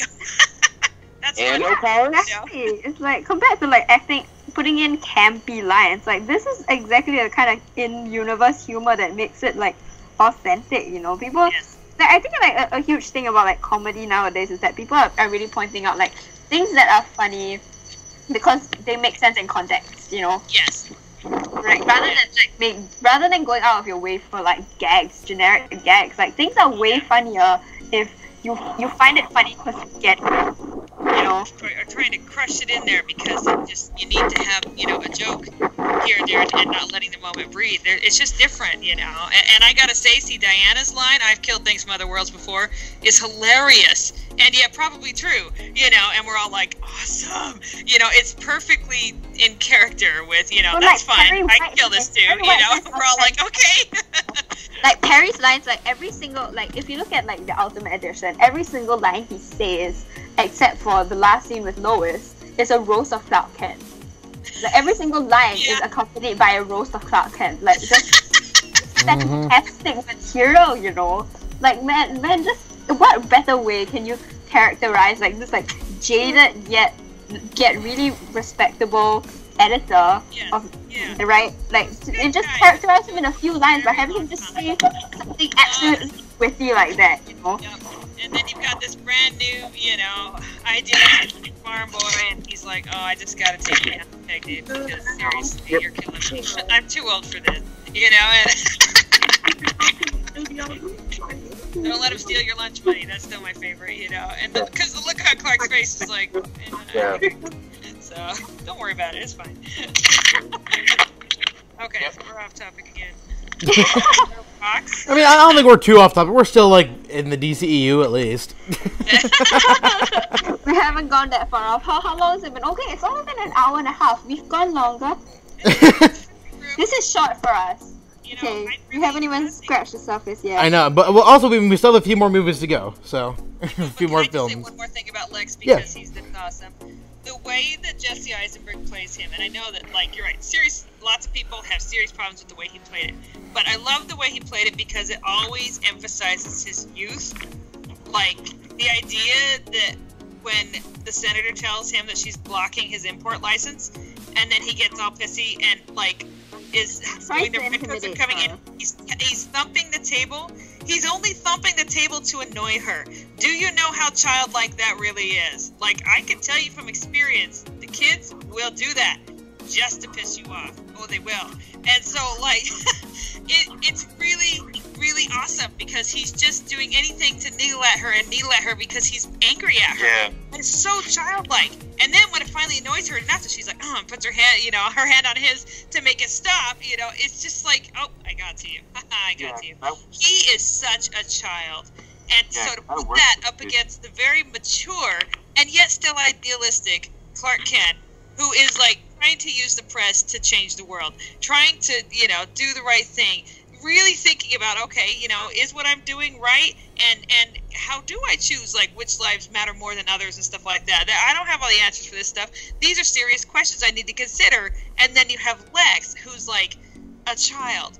And okay, so Katie, it's really a fascinating dichotomy. Yeah, Katie. Very cool. No, here's the thing, like, that, okay, another thing you just made me think about this, which is that, Lex's scene with Holly Hunter's character, right, Senator Finch, like when he's trying to intimidate her, like the way she responds is just by doing the mature thing. Like she puts his hand on his very calmly and says, you know, stop it, you're not intimidating me. And that's the thing, right? Is that you think that she's won this conversation because she's the mature one. She's the one who blocked his license. She's the one who's pissed him off. But then you get to the scene at the hearing, and she's giving her inspirational speech, and then suddenly she sees the granny speech teacher, and it's like the most childish, most petty thing. Right? Well, like Immature. Yeah, she's like, this is the stupidest immature thing, but then at that moment she's terrified because she realizes it doesn't matter because he's the one with the power in the society. Yes. In this situation, he's the one who's won. It doesn't matter who's doing the right thing or who does the smarter or wiser thing. It doesn't matter who's mature and who's immature. Yeah, because he's got the power. Guy has the power. He That's still what's has so the messed power. up about watching, like, that's the thing about Batman versus Superman is that universe is a reflection of our own topsy-turvy universe in which things don't make sense, in which, you know, power structures are inverted from what we would expect them to be, and that is a very scary, precarious place to be, and it's a very weird place to have to be during a Superman movie because we're used to those kind of affirming the status quo and saying, like, you know, oh well, you know, good triumphs over evil, and Batman versus Superman doesn't necessarily end entirely in that place. You know, Zach's power that he imbues Superman with is the power of great sacrifice. It is the power of martyrdom. And it's the only way that he can get any power in this particular ugly structure. Yep. And I agree with you, Gene. That's the courtroom scene is just, it's a perfect because we always tend to underestimate immature, childish figures like that. You know, and yet we cannot underestimate them when they are in positions of great power and privilege, because that puts them in a really scary, irrational place where they will just do what they want to do or have tantrums or whatever. And the fact that they have such power and privilege makes them very dangerous. And that was the moment where she realized she'd underestimated him because he's so childlike and immature that she just didn't put into effect that he has power still. You know, Yeah, and that's the thing, like, in putting, it's not negative to say, to write a situation like that, you know, to create that situation, it's not that it's like pessimistic, you know, it's just, it's real, like, this is what happens, you know, it doesn't, like, in our world, and then the fact that, you know, our heroes win over that absolutely bleak situation, like, that's the most optimistic message that you could give to people right now, rather than just blasting them with positivity and just naivete all the time, right? It's like saying that. Wouldn't it be great if the world was like Austin Powers, where if you ask somebody a question 3 times, they have to answer it? Or like it's like, you know, no, I'm making the right choice and I have the moral high ground. Oh, you're right. Okay, I'll sit down and be good. Like, you know, wouldn't that be awesome? But no, it doesn't work like that at all. So, yeah. Yeah, it's about saying, like, I know how this world works. This world is terrible. I'm sorry. I know that. But we believe that it can be better, and we have good people who are willing to fight for it to be better. Yep. Yeah, and that's the most inspiring thing. I love this. Yeah, I want to cry. Yep. Okay, sorry, Nick. Keep going. So I feel like the next villain might be a little who are we kidding? It's probably a way short of a conversation. Okay, so there's a couple of villains. So obviously with Suicide Squad being the next film that came out in the DCEU. Wait, what about Doomsday? Oh, fair. I did not think about him. Yeah, I mean, honestly, Doomsday is more of a. Well, here's the thing. I don't necessarily think of Doomsday as a straight up villain. He's more of a manifestation of Lex's. Lex Luthor. Yeah, I would say he's more of like a subplot of Lex. Like, I don't necessarily think of Doomsday as like a singular villain in this iteration, because I would actually argue that he's a subplot of that he's actually an extension of Zod's arc. Thank you. That's what I was gonna say. You know, because like even with his totally different form and this and that and the other, and the facts that Lex brought him to life, there's so much Zod still in there. He is always single-mindedly finding Superman, like, you know, I mean, Wonder Woman could be down there with her sword, but if Superman's flying above, he's immediately looking at him. He hates that guy, and he totally wants to kill him. And so there's still some Zod in there. And people have pointed out the whole monstrosity idea, and then brought it around to, look, Zod has become the monster that General said he was, and we're all like, oh, you know, I agree. It's almost like, you know, a continuation of Zod's journey. Continue, well, Daniel. and for Clark, it's like having that fight again. It's like a repeat of his original fight, and in this case, it's almost an opportunity to sort of redeem himself. Like, he has this, like, you know, this guilt about what happened in Metropolis and the way that he handled that fight, and whether or not he could have handled it better.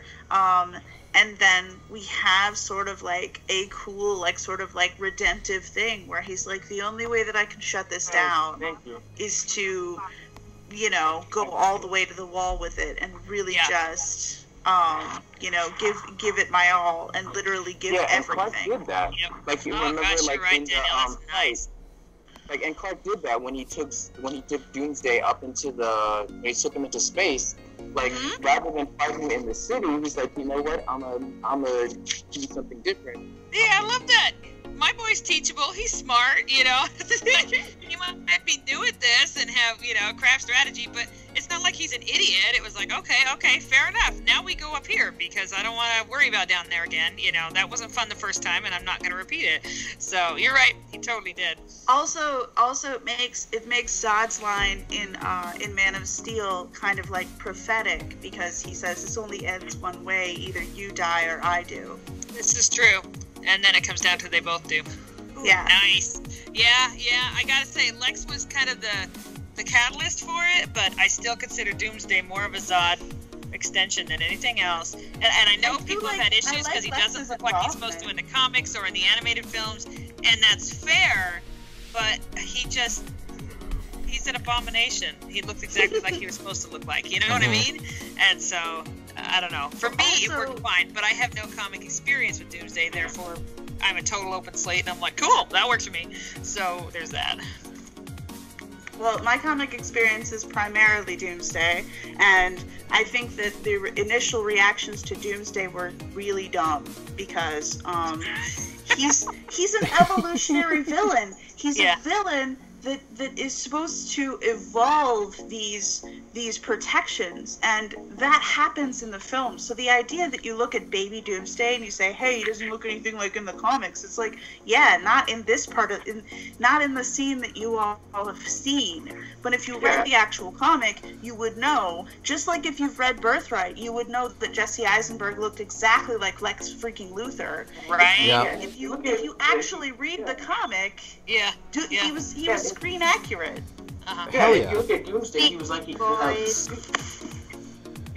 a leather suit before he had the spike and everything. So you can't say like he's not comic book accurate. You just haven't seen him evolve with the spikes all around him. Mm-hmm. Yeah. The spikes are what took the suit off in the original version, and he doesn't grow the spines until halfway through the fight because he's literally evolving in current time. It is true, and it's cool to watch that, I gotta say. You know, so. Yeah, and that's why, like, when it comes... and that's why, like, been looking at his design, like, obviously I brought it up a couple weeks ago, and I was trying to be funny, but, but, like, the amount of hate that the look gets... Like, I still want to, like, God forbid he doesn't, so the face is slightly different. Was the face the make or break point for you? Like, just, like, I don't care what he looks like, he's just a monster. You know? Exactly! There are a lot of things in the comics that would look real dumb on screen. Yeah. Like, let's be real. Like Superman tidy whities. Oh god. Thanos looks different on screen too, and that's not a bad thing. Trunks. I don't know. Looking at Thanos in the Avengers trailers, he looks like recipes, but he looks like a bigger purple version of Philip Seymour Hoffman. Or Joss Whedon too. Joss Whedon, like purple Joss Whedon. That's what people call him, right? He looks really cool. Yeah, purple and he was a Joss different Whedon. actor, and it was, I don't know, it was kind of. But anyway, I guess we can just skip Doomsday and go right to Suicide Squad then. Okay, yeah. So this is definitely going to be a lot shorter. Yeah. No, I love Suicide Squad. Okay. No, okay, I mean, in terms of like I enjoyed Jared Leto's Joker for what it was in the film. Enchantress for me, and this is just my own personal opinion. I think Enchantress was a really, really bad villain. In terms of how like used as a villain, it was just. I just feel like I think, and I would have loved more clothes. And this sounds so lame of me. I'm sorry, but it kept us that's long fair. because I was thinking, man, I'd lose her in that. Man, that was man, and I just wanted more clothes on. Yeah, and it was. I didn't mind her desire to be worshipped. That didn't bother me because we haven't seen that before in a villain, and that was truly what she was all about. And so that worked for me, and I think in some ways she used her creepiness to inspire that kind of awe and worship through fear idea, and that was fine with me. But I agree, she could have been stronger. She could have been used a little bit better. I don't think she should have been the villain. I think that she should. I don't think she should have been the villain for that movie. She could have been the villain like later on, but like for her first Suicide Squad movie, I don't think it was good in the way that. Hey, but guys. Somebody has to eat because they're gonna miss lunch. So tell them we're okay. Yeah. No, guys, the thing is, right, the way I look at Suicide Squad, the way that makes me really, really enjoy it and love it so much is that I look at it as a kind of an origin story comic. Something that maybe might not be the first issue, but might be 10, 20 issues in when you start off the comic with them already being a team, and then a while later you come back to their origin story and you retell it to just show how all these characters came to be. Oh, that's cool. You don't think about it in comic form like this. Honestly, we compare BVS, especially the theatrical cut, to a comic book, right? But I think this is really the most accurate, real comic book come to life in terms of the way the story laid out. Maybe it's not the most ideal way to adapt something for a movie, but it really felt very comic bookish to me. The way. Yeah. If the focus is developing that relationship, just showing how these characters came to come together, how they came to bond, then you just have this kind of placeholder villain who's interesting enough, and she's pretty cool in her own right, but she's not the focus here. It doesn't matter. She doesn't need to be important because what she's here for is to provide an external motivation. Yeah. And that's something I know that the Marvel movies have been criticized for having bland villains, but Enchantress isn't bland. She just isn't fleshed out. Yeah. You can see this potential that if they ever want to come back to her, there's so much mythos that you could climb into. But they just chose not to because they were focusing more on other things. And I think from what we saw of Enchantress, she was pretty decent. She provided genuine struggles for the characters, in terms of their hallucinations, their dreams, and she provided a real creep factor. Some of the Enchantress visuals were amazing. Gosh, that it just continues to haunt me, and I feel whenever I watch for the rest of my life, nothing will ever beat that moment when she switches into Enchantress with that, the hand coming out. Yes, that was really well done. I gotta say that. Even with my problems with Enchantress, that was a really, really cool moment. And then that jump scare moment with her brother, with the mirror. Oh yes, that was awesome. That was incredible. It just added this completely different dimension to the movie, and I really appreciate that.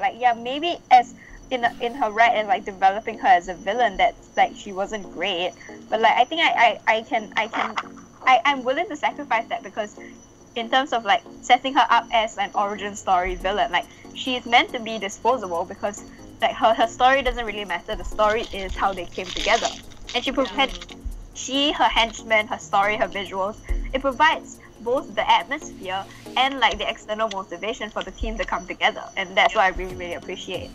I just sorry. I love Suicide Squad. Yeah, I think you're gonna have a much harder time trying to flesh out a villain in an ensemble show like that when they're trying to get everybody else introduced. You don't have just one main character. You've got 8, and so you're trying to make sure that everybody they get more fleshed out. because they end up being the main focus of the story. And so I think unless you do like much longer, or I'm not even sure how you would try to arrange that, like just thinking about writing it, I'm like, holy crap, you'd have to have like a full-length novel or something to really be able to flesh out the villain, to make them fleshed out and rounded, because you're spending so much time on everybody else. And honestly, I hate to say this, but I will take her any day if I can get the focus that was given to the other ones. You know, they're the ones I'm really here for. You know, I just wonder. It's pretty much just a catalyst, and I'm okay with that. What I appreciated about Suicide Squad, in my opinion, was it was the fact that Suicide. I don't know if any other movie has done this, but I feel like Suicide Squad is a one of a kind, because no other comic book movie was doing villains as the main characters in an ensemble group to take down an even badder villain. No other comic book movie has done that, and that's always something that I appreciate for Suicide Squad, for being the first of its kind. But in terms of villains with Enchantress, I feel like Enchantress, like, she had potential, but you know, like I think who was talking about it before? Amber, I think. Jane probably Me. Yeah. Yeah. But I think with like what she said, you know, there just wasn't enough focus on Enchantress, because, you know, she wasn't the main focal point. Because when you got a movie of other villains and you have to try and make this even bigger villain an important character, it kind of gets jumbled up a bit. So you got to focus on the main team villains, because they're the ones that are carrying this movie more. So, but yeah, if the movie was a little bit longer and had more longer hours, then you know, Enchantress could have been fleshed out. Yeah. If it was longer. Oh yeah, I totally agree. And I will say, like, not talking about villains, but just I don't know, just because this is a movie about villains. I don't know, guys. I know that people say it's flawed, and I know that people say, oh, the editing is bad, and I know that people don't like it, but it's one movie that I could sit down, watch, thoroughly enjoy, and in the end leave feeling like I've had a good experience. And I can't say that about every movie I've ever seen. So, you know, it's like, you know what? This movie works for me. They make me laugh. They're hilarious at times. The characters are so radically different and individual and unique, you know, that it's just, it's good times for me. Like, I have never liked watching it. Yeah, I never thought I would actually. Oh, sorry. I never thought I would like Killer Croc ever in my life until this movie. Like, Killer Croc. Killer Croc, right? Yeah, okay, something I can say about Crocodile on the screen. Oh, that works. Yeah, okay. You know?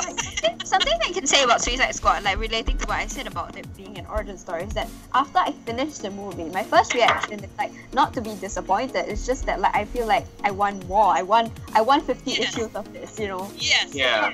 I don't feel like disappointed so much as like I feel like I didn't get enough. You know, I feel like what I got was a little snippet of what I could be getting, and I could be getting so much more, and that's the only disappointing part of it, you know. It just feels like a snippet, a small bit, one issue, one comic strip, one comic issue, you know what I mean? Yeah, just, and then that's the problem you run with an ensemble show, where they did not have their own film ahead of time, but doing their own film ahead of time would not have worked. I'll just I disagree that feeling came from it was ensemble. I think you could feel, like Justice League, you can feel the dissonance in the end product, and that's why it felt like, and also it felt, you know, I could feel like the dissonance in it, but like my feeling is similar to Katie's reaction. I feel like yes the editing is bad. Yes, the structure of it. Yes, I can feel the dissonance from Warner Brothers doing their typical evil activities. But, like, it's enjoyable. And to me, there are types of bad movies. There are bad movies that you can't enjoy, and there are bad movies that you can enjoy. And I can definitely enjoy Suicide Squad. I saw it like 3 times, and I wasn't bored any of those times. Yeah. Yep. I enjoyed it. I enjoyed every time. And you're right, like Justice League, I can't watch that, you know. So you're right, there's a good and a bad. Like, you watch it, you have fun, but then you step back, you think about it, and you squint, you're like,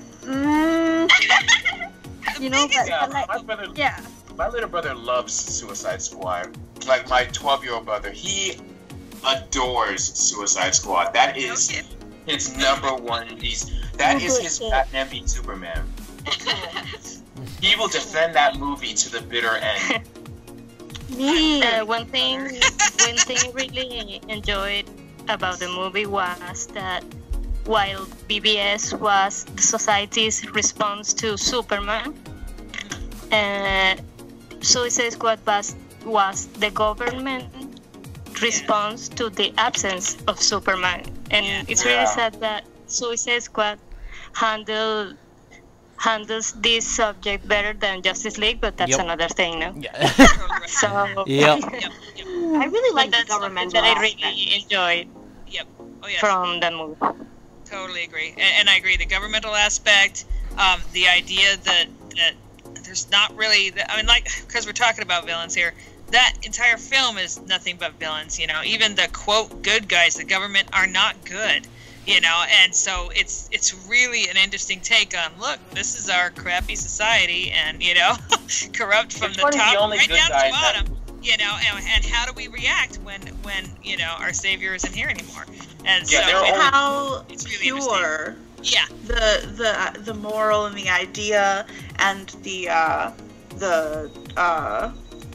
sort of the themes that happened in Bright were. It just seems to me like somebody put a damper on this movie. It's entirely possible they did. I see some radical themes and some radical rhetoric inside of this film, and it feels like a lot of it has been clipped out. And I think that that's one of the main weaknesses of the film, and I think that it has nothing to do with Ayer, because Bright, Bright was revolutionary. Bright was messed up. Bright, like, you watched Bright and you were like, oh shit, like, people are being called out right now. And there wasn't much of that in Suicide Squad, but I felt like I could see it around the edges. It felt like Justice League, where you're watching something like a good movie where I agree with that. I think there's been some serious studio interference. Yeah. No, what isn't the thing about Suicide Squad is that if you watch the early trailers, it was a lot darker. It felt a lot more focused. And then as it went along, like the logos got brighter and more commercialized, and they got into this whole design your own Suicide Squad skull thing. Yeah. It's like they I didn't mind the brightening of the tone. It's just that clearly it was like when you see the movie, it became clear that the brightening of the tone was not Ayer. It was Warner Brothers. They pulled Hot Topic as a sponsor, and then Hot Topic said, "Oh, well, this movie isn't really our brand, so you could you change it, like, just slightly?" It became more of like Spencer's Gifts than Hot Topic. That Ayer said, "Here, I want to do political and and socioeconomic. I want to talk about this. I want to call people out. I want to do what Zach's doing. There's a reason Zach was like, dude, you'd be great for this. And they went, no, not after Batman v Superman. No, we're changing this. We're tamping it down. We are, we're gonna calm this down and we're gonna make this just they a wouldn't have got better results. Sit down. Right, really pissed off everyone. Right, and I feel very much that's what happened. Yeah, but one element that I feel like even from the beginning, it was like, oh my gosh, there's stuff missing. Why is there so much stuff missing? The extended didn't have much more, but it had a better conversation in the bar, and that really that I agree. One element of Suicide Squad that I felt stayed from Ayer was, and I think this was something that attracted both me and my brother. I think one element that really attracted was from Ayer's vision was the combination of these different people from different parts of the world who all come together and form this bond with one another despite all of them being so radically different. And I think that really reflects on, and this was something that Suicide Squad was actually praised for, with its it's like different people of color all coming together to fight this common enemy. And I think that's something I always have to respect from Suicide Squad, because not only was it the first movie to have an all-villain cast for comic books, but it's also the first comic book movie to have these different mixes of races come together. And hell, even Justice League is like that too, despite it being bad. It feels like that both Justice League and Suicide Squad have that one good thing in common. We were building towards something really beautiful. Exactly, and that's because Zach was in charge, and Zach was like, let's do it this way. And then the studio started stepping in and messing with it, because you're right. All it takes is someone getting involved and just saying, why not? Why you wanted to pull in Rick, Famuyiwa. Rick Famuyiwa, yeah, Famuyiwa, yeah. And when by then they were already stepping in and changing everything else. So before he could even get started, he said, "I want to do this," and they went, "Nope, too racially charged. You know, I want to do that. No, you know." And he was like, "You know what? It's not worth it to fight this fight. I'm gonna go." Oh, so that's where that racially charged line in Justice League came from. Zach had a great vision and a great, beautiful vision about what this could be, and the studio eventually lost faith in it and decided to change things because they wanted to be Marvel, and we have been hosered. We have been robbed, guys. Yeah. I hate it. So that's where that racially charged line in Justice League came from. I've reiterated every episode. If we never get the Snyder Cut, I will just never rest easy for the rest of my life. I will roll on my grave. Did you guys already talk about the news that Whedon shot part of the post-credit scene? No, we haven't actually. No. I don't live in this world anymore. I'm tired. It's at least. Okay, well, that's the thing. Like, I loved the end credit scene. But I knew there was something slightly off about it, and now I know exactly what it was. Same, but now that it's confirmed, I just want to throw everything. I totally get that, but for myself, like, it doesn't frustrate me as much because it's a very, very minor thing. It's an Easter egg kind of thing to set up for the future, possibly. We don't know. But what dialogue did they replace? Like, it's. Shouldn't we have a league of our own? Is what. It's the very, very last line. Like, when it's the last line. Shouldn't we have a league of our own? When somebody else said it's entirely possible that he's sending Deathstroke after Batman, which is honestly makes total sense because do you remember the clip that we got of him standing inside the box and turning around? You know. Yeah. I mean, how cool would that have been at the end for Bruce to be like, okay, everything's good, we've saved the world, awesome, I'm gonna get back on my crap, you know, and then we all go and then the film ends. I mean, like, how cool would that be? Yeah, because that would have led to straight into a Batman film, straight into a Batman solo. And so it makes sense to me. And that scene was more Zach than most of the other stuff we got, so I knew most of it was his. But yeah, that's what I've heard is that it's the last line. And you're right, you could tell it immediately goes right up to his face, and it's the Joss camera. And I'm like, oh, come on. I'm just like upset because it taints everything, you know? Everything that we thought was pure is just whittling away. Like, the list is just shrinking. Like, the only thing in Joss's cut ever truly came through without being tainted by Joss. This is why we want the Zach cut, because we would like it untainted. I think the only parts left that... Sorry, Jeannie, go ahead. Yeah, anyone really depressed on Zero about the fact that Zack Snyder really hasn't watched that Justice League and he just has no idea what's going on. I know. Well, it's so sad. I feel like he's read the scripts of something. I feel like he has some idea of what's the brunch reference. Like, my heart breaks. Well, see, honestly, that just made me feel better because it was like, good. I knew that wasn't you. I knew that wasn't your crap, Zach.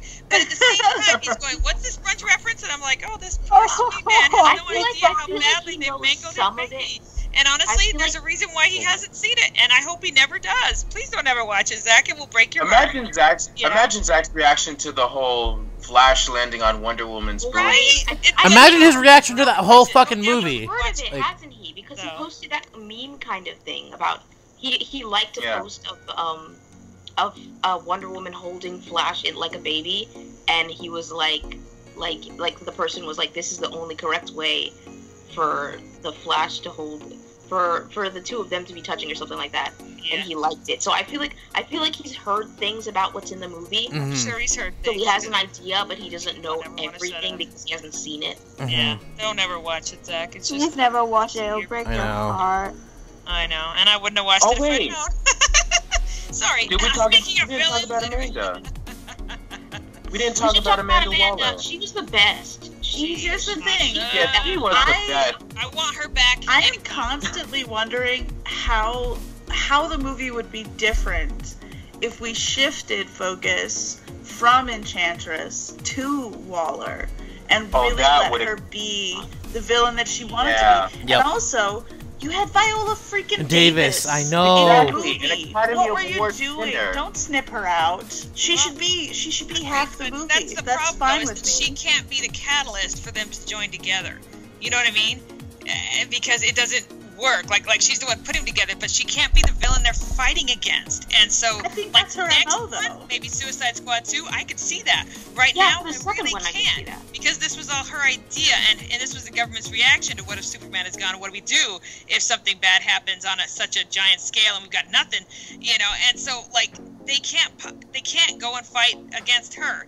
And Yeah, so in some ways she was the villain, but again, Enchantress, that's why she's less fleshed out, is because Okay, but she just needs to be that device for them to fight against, you know? that assumes though that they have to win the fight that they're fighting together. I don't think the Like, fight would even what start if in the they first all one. got together and were ready to fight Amanda and lost big time, and then, like, you know, bonded over that? We have this idea in our heads of like how superhero movies work in this linear fashion, this idea that something needs to be defeated, but the Suicide Squad is a subversion of those ideas, and I think it would have been really cool to have them, you know, try and stop Amanda from from doing this to them, and have them ultimately kind of fail. And, you know, I mean, they ultimately do fail. They ultimately all go back to prison. Yeah. Nobody World. wins. So that's the thing. I don't think that would have gotten probably like worse reviews than anything else, because they'd have been all bummed out that it was such a downer. I agree. It could be really powerful. You know, it could be really cool. Yeah. But I also I just would don't want to care see what them people who growing don't like and this- learning to trust each other, because this is the problem, is that they all have been on their own their whole lives pretty much, you know, or they feel like it, and they feel like there's no one they can actually trust. And then, like, how are they going to suddenly just be like, ching, we're a bonded group now? You know, they would have to have some kind of growing process to be able to have them realize, you know what, I think I can depend on these people. You know, they're weird, they're bad, but so am I. And you know what? I think I can depend on them when the chips are down. What if And so- Enchantress had been a red herring? What if Enchantress had been, like, not even as big of a threat as anybody thought she was, and just kind of, like, fizzled out after a minute? And then, I mean, like, you know, they could have fought the Joker. I mean, that's what we thought the original movie was going to be. We all kind of thought that, like, the threat they were going to be up against is the Joker. And Okay, I admit I never thought that, but I'm a weirdo. that would have been so much better. That would have been so much better for Harley, too. And I think a lot of the original cut has that sort of intention in it. It has the Yes. intention of Harley sort of having to have a come to Jesus moment and Yes. say, like, do you choose the squad or do you choose love? Yep. And she has to decide, you know, Yes, and David Ayer in that confirmed moment. that, and I Yeah. admit that's what I expected when I went in to see the film. And he confirmed that that was what it was supposed to be, and I was like, good, because the moment you see pictures of Joker with his face half burned, that was my first thought, is that it's going to come down to Harley having to choose, you know, and I'm bummed that we didn't get that, and I think, unfortunately, I want to blame the studio for that again, and them saying we see more possibility in films with these two, and, you know, and not have them broken up immediately with Harley choosing the other side. Well, But we can't I talk think about that David I- Ayer's point was that he was trying to point out that she comes to, you're right, has a come to Jesus moment and realizes that this is not a healthy relationship and she shouldn't be in it, and that she has people that, you know, have her back, and that she wants to just, you know, back away. And I Well- really, I would have loved to have seen that cut. I Yeah, so and that would have led perfectly into a Gotham City Sirens movie, because that's her Yeah. arc, right? Yeah. Like, that's the thing. It's like Harley just left Joker and she's still getting over that, and like that's the major conflict at the end of Gotham City Sirens, which is that, you know, she's about to go back to Joker, like, because she's still struggling with that at that point. Yep. Like, I oh, man. hope I that Margot's drive for that new film has at least something in terms of Harley's growth that way, because I want to say that that's what David Ayer intended, and I would love to see that actually come to fruition. Fingers crossed, fingers crossed, fingers crossed. I personally About Joker? Did we? We kind of vaguely tripped over him, and I'll go back and talk about him at times. But Okay, Alright, can I Rebecca, just say go something ahead. real quick? Yeah, go ahead. I enjoy the different dynamic that was like that we have in the DCEU for Joker and Harley, because like we know how it usually is, and I like the fact that it's like different now. I But admire let's that. joke But this at the shit. same time, I like respect the director's vision more than my personal opinion. So like whatever David Ayer was gonna do, like I'm down for that because it's like they screwed him like they screwed Zach. So like whatever his plan was, like I'm behind him, you know. Yep. Yeah. No, I totally agree there, and I really, yeah, I agree. And I know how the original was, and I know a lot of people were frustrated with that because it was like, dude, they're acting like the Joker actually gives a crap about her. It was like, you know, that's I don't fair. think there's anything wrong with him giving a crap about her. Like, why Yeah, shouldn't see, there well, be? and this I is don't where you believe come that we into- should be stuck in this whole Superman is this way, Joker is this way, Agreed. Batman is this way. Agreed. Like, There's I think, nothing yo, wrong with if going, Joker maybe is there's a madly in difference, love with Harley Quinn, you know? that's Yep. not wrong. It's like, not. Also, something really But you also toxic have to about look the at the idea. relationship and how interesting it is, because in a lot of ways, I mean, I think he cares for her, but in the end, it's all selfish. Because he cares for her because of how deeply she's committed to him. He cares for her because she makes him feel like he's the man, which is how he wants to feel. You know what I mean? Like, and so when that's taken, it's just like a domestic abuser in ways that it's like, no, we're not done until I say we're done. You know, the Yeah, and government that doesn't get to step in really- and say we're done. Yeah, I yeah, say and that- when we're done. And so it really, I don't know, it was a really interesting depiction of an unhealthy relationship, and I would like to see that explored more, because Yeah, in and the end, it is still that. No matter how they try to dress it up as true love and romance and stuff like that, It these two are depends. unhealthy. Like, I think And the so I canon- want to see that explored, and I would love to see Harley come to that realization and go, you know what, I think I'm in a toxic relationship. I think know? yeah, the canon Suicide Squad relationship, just from what was in the movie, like not David Ayer's version, but from the theatrical, which is what most people know about, is that, like, I agree, like he isn't completely like in love with her in this like completely like, I don't know, it's complicated because we don't really know that much about them, but like I agree, like it's not the most purest thing ever, like the way he feels about her. Yeah. Like I think it is like fucked up in that, you know, in a way, but it's like I'm just saying, like, if there was a story, because I think White Knight is like this, Batman White Knight, like Joker is just in love with her in like a healthy way. I don't think that's wrong.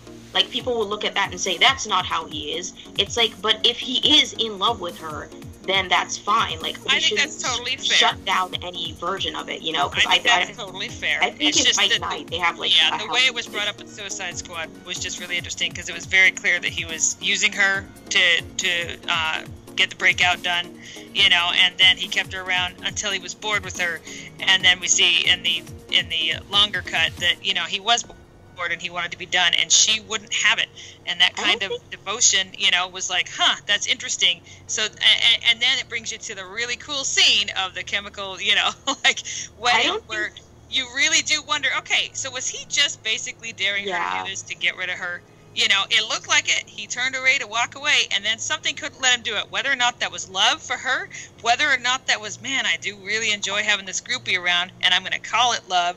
You know, whatever it was, he couldn't do it, and he was annoyed with himself for not being able to do it. So he went and saved her, and then he fully went, you know what? This is great. You know, whatever it was, whether it was love or just an unhealthy obsession to have that kind of devotion around him, either way, you know, he just went, all right, and then they were going, you know, they were off and running. That's an interesting relationship to explore, I will say. My interpretation isn't that he got bored with her, it's that he hates that he has feelings for her, and so he tries to like kill her at various times. You're right, that's probably a better interpretation than me saying bored. Sorry, you're right, I would go with that more. Yeah, okay, here's the thing about like adaptations, right? Which is, like the thing I think we need to highlight a lot is that it's like, it's not wrong to change things in an adaptation, but the thing is, what you choose to change, you need to have a reason behind it. You know, you don't just change things arbitrarily, you change things because it's different. You know, you'll be like, okay, so why is Batman acting this way? Why does Joker act different towards Harley? And it has to be a deliberate choice. You don't just make it lightly. And the thing is, in this case, it is, you know. Joker isn't just different because to be edgy. He's different because they want to introduce a very real situation of domestic abuse. It's like a very real relationship that's different from the kind of traditional thing. It's to draw your attention to it, you know. You change something, you're like, oh, Joker doesn't treat Harley the same way because we want to draw attention to that relationship. We want to show a different dynamic because, you know, we want to drive that home. But we're changing the focus here. You know, rather than if it's something traditional that everyone's familiar with, then it's too easy to just hand wave it as, oh, we're used to this. We're not going to think about it. Well, we have this idea of sort of like there's love and then there's abuse and like never the twain shall meet. And that idea is really toxic and it really hurts a lot of people who are in domestic violence situations. And I think that the Joker acting complexly toward Harley Quinn is not out of line. I think that the idea that people want to pin that down and say, here's the thing, he cannot act like he likes her ever. On one side of that argument, I think are people who are shitheads. Like on one side of that argument, I think are people who are misogynists, who think that the Joker being attracted to Harley on any level is, demeaning to him. Like the idea that he might be attracted to a woman makes him less powerful. That's disgusting and fucked up. There's those people we don't talk to. Those are that's the dark shadows of the DC universe. We know those people. But the other side of people are the people who have a problem with this because it's not black and white. And that is really harmful to people who are trying to identify abuse in their own relationships, because it's not easy to tell. It's not a situation where he loves you or he hates you. It's a situation where someone acts very complexly to you, but at the end of the day, they're not treating you the way that you deserve to be treated. And that is the beginning and the end of it. It doesn't matter what his motives are. It doesn't matter. And that's the thing that I think that gets portrayed in Suicide Squad, is that Harley has what looks like complex PTSD. And PTSD Stockholm Syndrome. I mean, I don't even think it's Stockholm Syndrome. I think that she entered this situation with very much an idea of what she was getting into, and then she suffered abuse over a certain number of years, and adjusted to that abuse, and now her brain is ruined because of all of that trauma. Her brain thinks that's normal. You know, it's like the situation where the victim of it. It's like it's been introduced so slowly and so gradually, or like she's been immersed in it for so long that, you know, she can't suss out the difference between what's abuse and what's not anymore. She can't can't tell reality anymore. Yes. Yeah, and I think that's a really powerful story to tell for people who have seen this, you know, dude who drinks too much habitually comes home and beats his wife in front of two cowering children. That particular story has been told over and over and over again. So the people who are in that situation find it easy to recognize that. The people who are in Harley's situation sometimes takes several decades. Sometimes they spend 20 years in those relationships trying to understand if this is what the way things are supposed to be, or if they're supposed to be different. And that story is worth telling too. That story is important to tell because those people are in danger. Those people are always in trouble, and we don't have help for them because their story doesn't fit a particular social justice model of what we should portray in the media as far as relationships go. And I think that's a problem that everyone has with Ayer over the top. I think Ayer wants to deal with messes. He wants to deal with complex relationships and relationships that develop out of trauma or some sort of Bright is essentially the story of a racist becoming best friends with the person he's racist against. Like, that's really interesting. That's, it doesn't fit the model. It's fucked up. Yeah. It's hurtful in certain ways on a personal level. Yeah, and it's the black man that's the one that's racist in the situation. Is that right? Because I didn't see it like that. Yes. Well, that's the thing. I think that's a really great way to stop from re-traumatizing the black people who know that dynamic already. You know, saying like you don't have to look at a white man doing this one more time. You don't have to. Watch Will Smith do it. When Will Smith does it, there's a little more levity.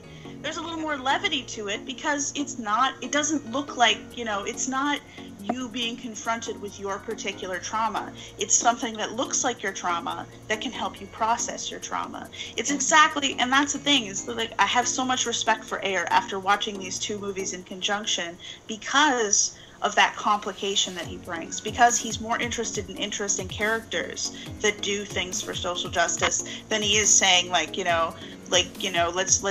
litter the cast, let's just litter the cast with diversity and then never bring up race. Yeah, like, have you guys seen Training Day? Have any of you ever seen Training Day with Denzel Washington? I haven't seen it. No. Well, yeah, that was a movie that David Ayer also did.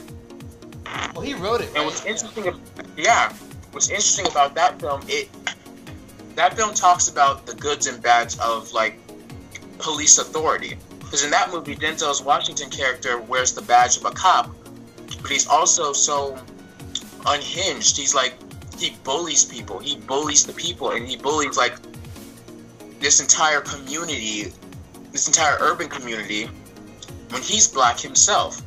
And it really shines a light on how, police brutality could be in any form. It doesn't have to be, like, it's not just white cops. Sometimes it's black cops too. You just have to look deep into your own society to see it. And I kind of respected that movie for doing that and for being so different in that time period. And I respect David Ayer for doing that as well. Yep. Also, kind of he related gets to a lot that of respect for that film, but as soon as he ventured into genre, everybody had shit to say about it. So I think genre is the problem for Ayer, quite honestly, because Training Day gets a lot of respect. I didn't know it was a good cop film. Now we will watch it.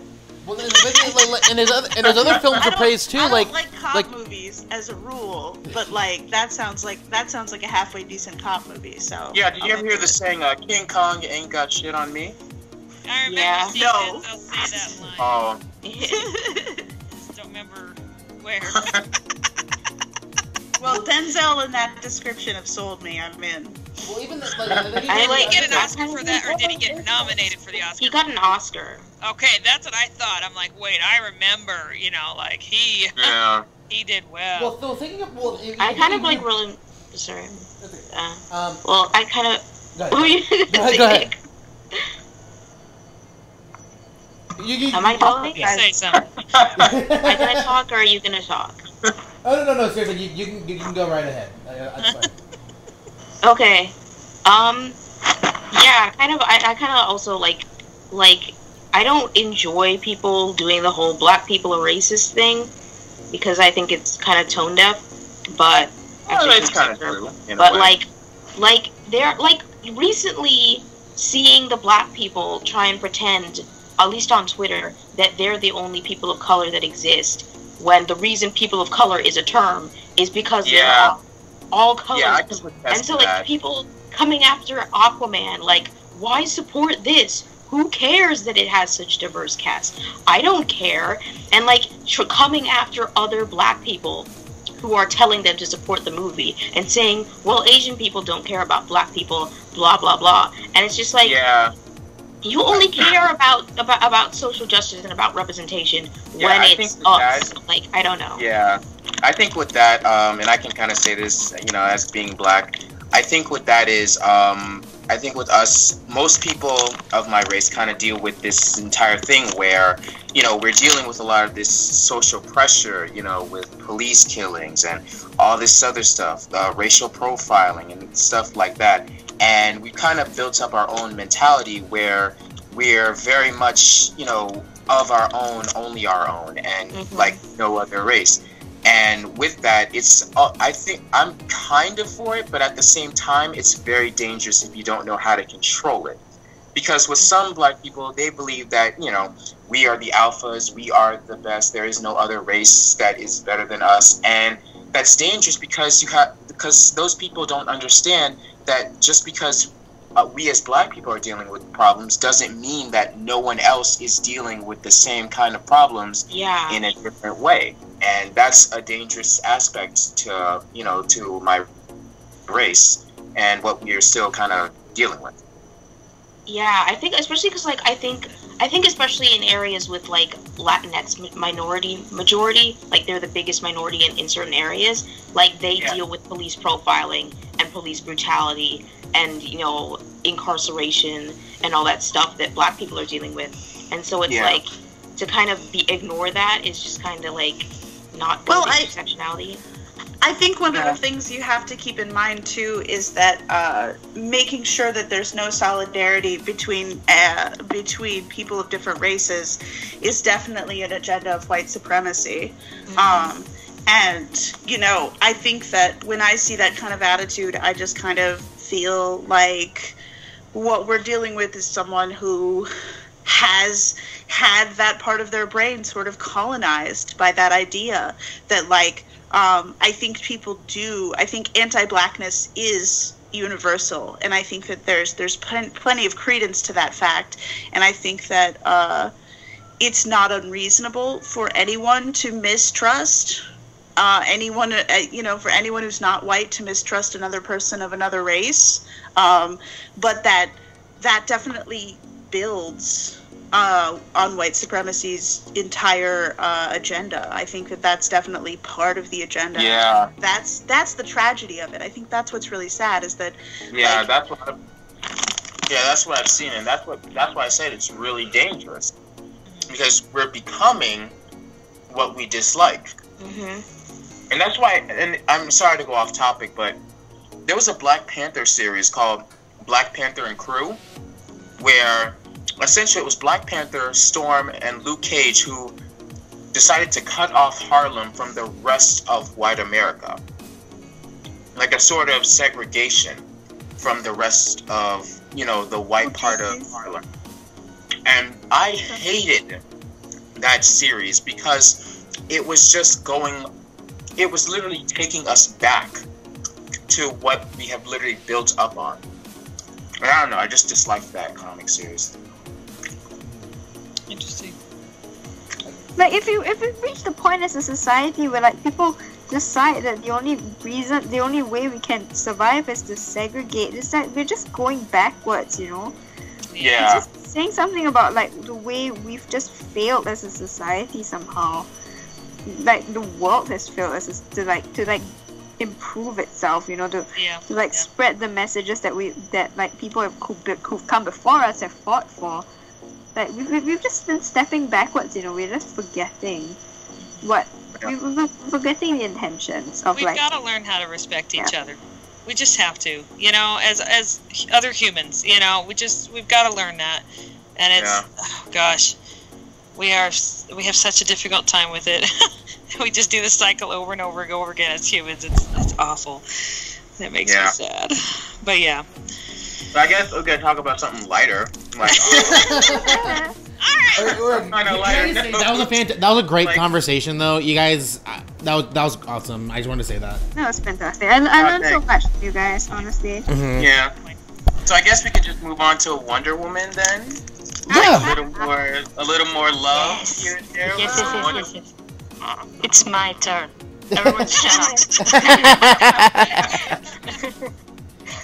Or you can go ahead, Amber. Yeah. I mean, okay. So, the three main villains in the movie are Dr. Poison, Ares, and Ludendorff, and I think the thing I liked the most about Ares in particular was when he revealed himself to Diana, and and they start fighting, and he starts. One detail I really appreciate was that he built his armor with weapons of war. Yeah. Mm. Oh yeah. So he started disassembling the tanks, the bombs. He started using all these elements of war that I thought was amazing. And with Dr. Poison, I'm sad that she seems to be gone. I hope she comes back because I thought that the actress Elena Anaya was amazing, and I wish we had gotten more with her. Yeah.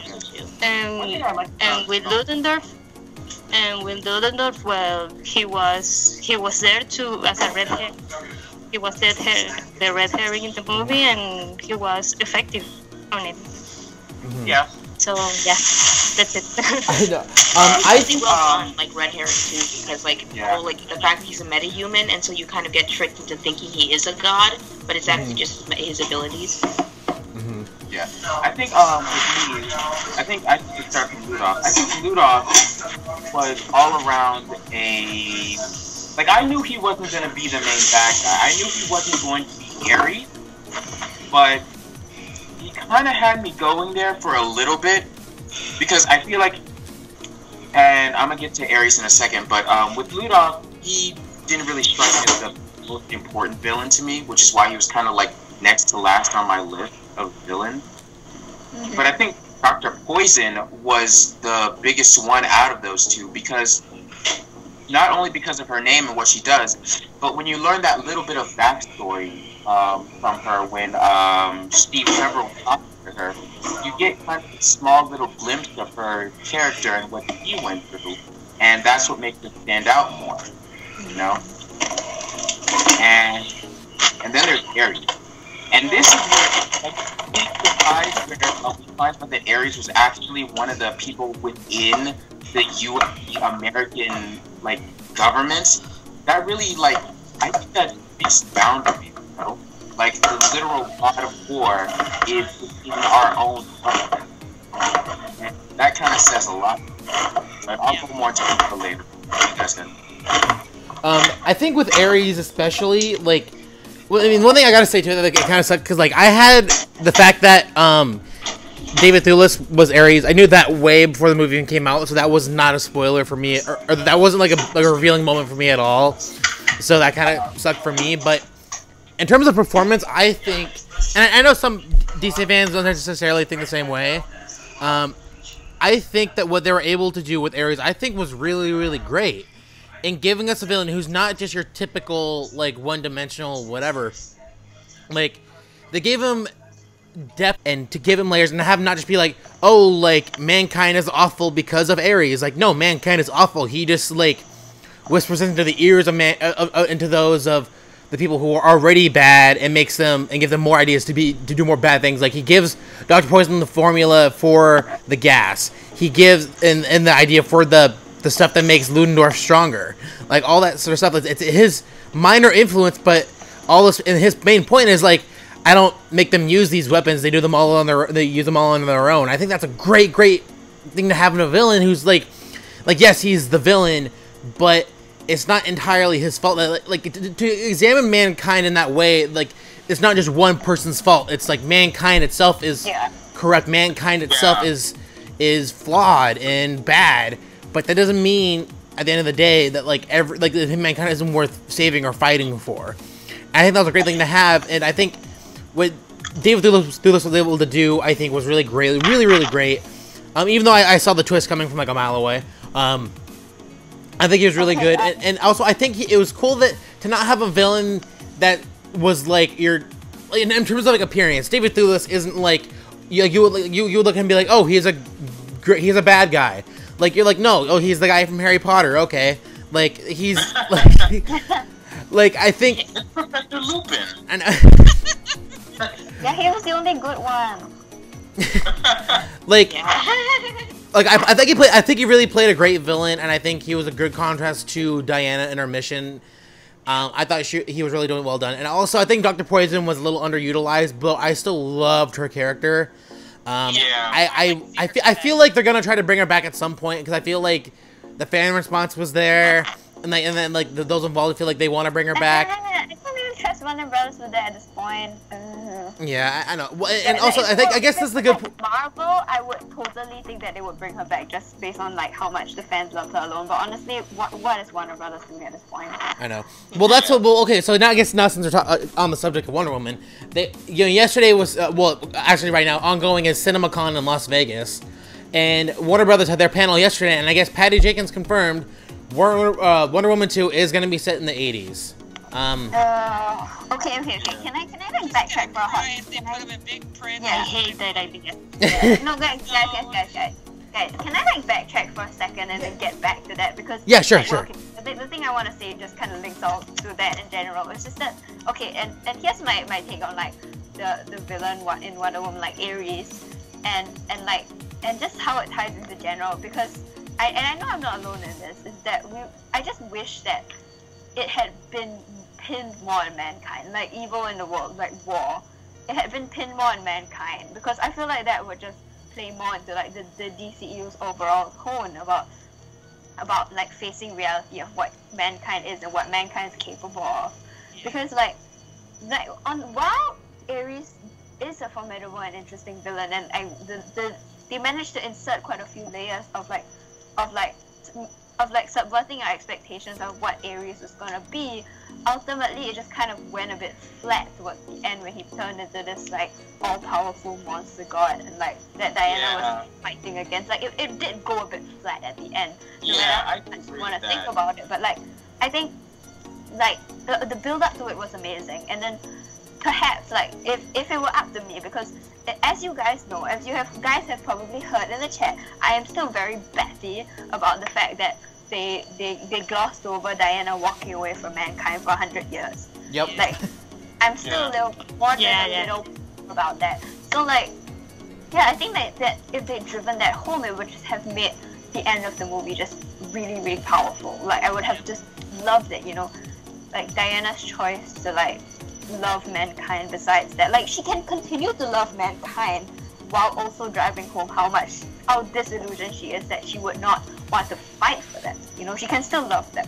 She can love them from afar. But like, you know, I just wish like at the end of the day they maybe confronted Ares. Like Ares is all the way up to that point, but then Ares reveals that he'd actually done absolutely nothing, and all he was doing was benefiting off the war that mankind had generated war on its own, and he had actually done nothing. Like maybe that. Yeah, I think Steve's arc supports that, and I also think as a Wonder Woman fan, I think that the idea that we don't deserve her is very central to the mythos, and I think that idea gets removed at the last second, and that hurts me. Like, I think the idea that we don't deserve Wonder Woman is very central to my understanding of Wonder Woman. I mean, you can find evidence in the comics everywhere for that philosophy. Yeah, and we see it in all over. Like, it just feels like the entire story is leading up to that. You know, the entire Wonder Woman's arc from BVS. And the entire story just seems to be leading up to that, and then just right at the last second, it just goes completely flat. And you're like, I feel like it was changed. It's like one of those things that it's like everything feels cohesive, and then there's just one chunk that just feels wrong. You know? Yeah, I was always under the impression that you know, after that whole line where she says she believes in love, and then she sees that picture of Steve Trevor, I was always under the impression that after that, I guess she thought, you know, this was the war to end all wars, and then lo and behold, it wasn't the war to end all wars, because then there was World War II, there was Civil War, there was like Vietnam, and then I think that's where she's like, you know what, I can't keep doing this, I gotta walk away. Exactly. That's what I believe. There is no end to this. It just keeps recycling around. And I agree, that's what I wanted to. Okay, so like in the face of my colossal disappointment with this movie, I'm really sorry, but like of all the DCEU movies like that I consider valid, because Justice League is not valid, nobody can convince me otherwise. Legit. Don't worry, we won't. Agreed. So yeah, of all like the valid DCEU movies, I just don't like it the most. Like it's my least favorite just because of that flat ending and the fact that I'm bitter about it. I also need to confess, Jean, I also feel the same as you, but it's not really because of that. I don't know, it's just, I don't know, the movie doesn't, like, hit me in a way, you know? Yeah, it's just, like, I feel like, again, like, the ending just fell a bit too flat. Like, if they had changed that ending, it would just have been a much tighter movie again. So there's just a lot more clear in what it was trying to achieve. In aligning with the vision of, like, the way the other characters have been portrayed, and making that universe really seem cohesive and, like, united in their message that they're trying to bring across to the world. You know, compared to like the way it turned out. Yeah, like, I think that. Yep. I think that the movie, the ending could have stayed the same, but they should have changed the Diana's monologue at the end. Yes. She would have said something different, something like, yes, humanity makes mistakes, and they kept making mistakes, which convinced me to stop fighting for a moment, but now I'm back, or something like that. Yeah, and that I feel like they took a coward way out with that. Yeah. You know, just like it doesn't completely deny the possibility that she walked away, but it doesn't confront it. You know. Yeah. It just glosses over it. It just feels very. I feel like a broken record about this happy ending thing, but does she have to defeat Ares? I mean, if you defeat Ares, he's like the god of war. Like, what if the original script just had her losing big to Ares and being like, well, whatever. Bullshit. Like, you guys are helping him, and until you guys stop helping him, there's not much I can do alone. So, okay. Yeah, wouldn't that be interesting? Like she fights Ares and then he disappears. And they're like, why didn't you kill him? And then she's like, because Ares can't be killed. You guys have to do it.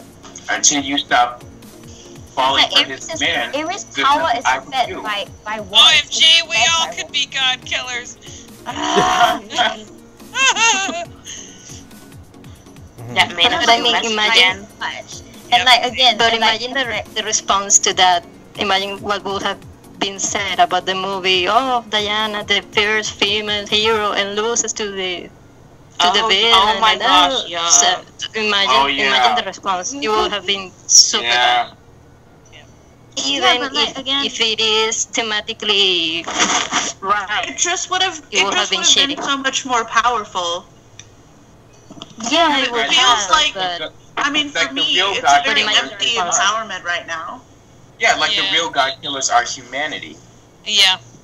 The ones who can really stop this god of war is us, human beings who stop this war. Yeah, but then Ares could be a villain in the DCEU, like in current times. That would be cool. That's what I wanted. No, but okay, just leading up to that, about my whole bitterness about Warner Brothers being cowards in confronting maybe Diana, like maybe humanity is bad enough that we just don't deserve Wonder Woman. Then we lead into the news that Wonder Woman's going to be set in the 1980s. Like, come on! I know. Freaking cowards. Just let her. Yeah. Let her quit. Let her deal with the consequences of that. Let her think about it. You know, let her deal with the world today and what it's become. Because today's world is the most awful goddamn. Oh my god. Yeah. It's really bad. It's really bad, and I agree. I wanted. It takes away from the inspiration that Superman's sacrifice was. The whole point of it was supposed to be that she's like, you guys are really kind of beyond my help. I can't help There's you. also that. And so she steps away, and then Superman dies for the world, and she goes, you know, I think I'm going to give this a shot again. You know, he's given me some inspiration to try this again. And there's Bruce, freshly inspired, going, yeah, let's do this. And so they become a team, and, you know, ta-da, Justice League. But instead, it just was like, she was always kind of there. She just, you know, now Superman died, and she's like, well, Batman's here, so I guess I'll hang out with him.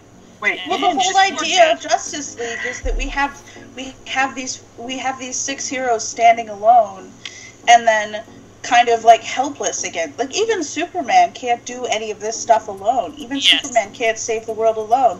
That's the point. That's the tagline, y'all. But that's fortunately what we didn't see in Justice League, because as do it alone. This idea is at the kernel of it, which is like what Diana was supposed to contribute to. This idea that like trying to save the world alone is overwhelming, and also it's a fool's errand. It's a ridiculous idea. You're being stupid. Stop trying to fix everything on your own and look around and find your allies. And like the thing is that the most beautiful thing about Batman vs Superman is that it was like a beginner's guidebook to becoming someone who changes the world, to becoming an activist. And I think that, you know, Justice League could have forwarded that mission and really brought it to a place where it was inspirational instead of depressing. And instead we're just stuck in this depressing place. Like the way Snyder set it up was the hero's journey, right? It's like about the fact that everyone was inspired by Superman. Like it's just that incredibly powerful thing. Like somehow bits of it managed to leak through. You know, people were inspired by Superman, but it didn't really drive home that like his sacrifice, the power of that inspiration is what drives it. Just what keeps them together. It's what drives them together, and like motivates them and inspires them, and like oh my god, and it's about that unity, right? It's like having that shared purpose, that shared altruistic purpose, you know, selflessness. Oh gosh, well, and that's what I expected to get from Cyborg's journey. You know, that's what we were told, you know, and Aquaman was like way more of a drunkard and way more of a bitter man, and you know what I mean? Everybody had their own serious reasons for, I don't want to help anybody, you know, they've all rejected and abandoned me, you know, screw everybody, screw all of it. And that's what I wanted to see, was to see them actually come around. You know, Aquaman is like two shakes and he's like, all right, what the hey, you know, it just didn't, you know, and then Cyborg just, there was no true growth arc for any of them in Justice League like there was supposed to be. Because you're right, we know, Zach, by this point, there was supposed to be something there for each one of them, and I just... Wait, but the Flash finally got a fist bump from Cyborg. Do you not remember that? Oh, wow. Set me on fire. That's so nice. That's so nice. Good for you. Good for you, Flash. Good for you. The Flash and Cyborg solved racism, you guys. Oh my god, I can't believe like, it. My bad, racial tension. And Did no one notice? Justice League fixed racism. I can't believe it. I've never been more happier than I am today.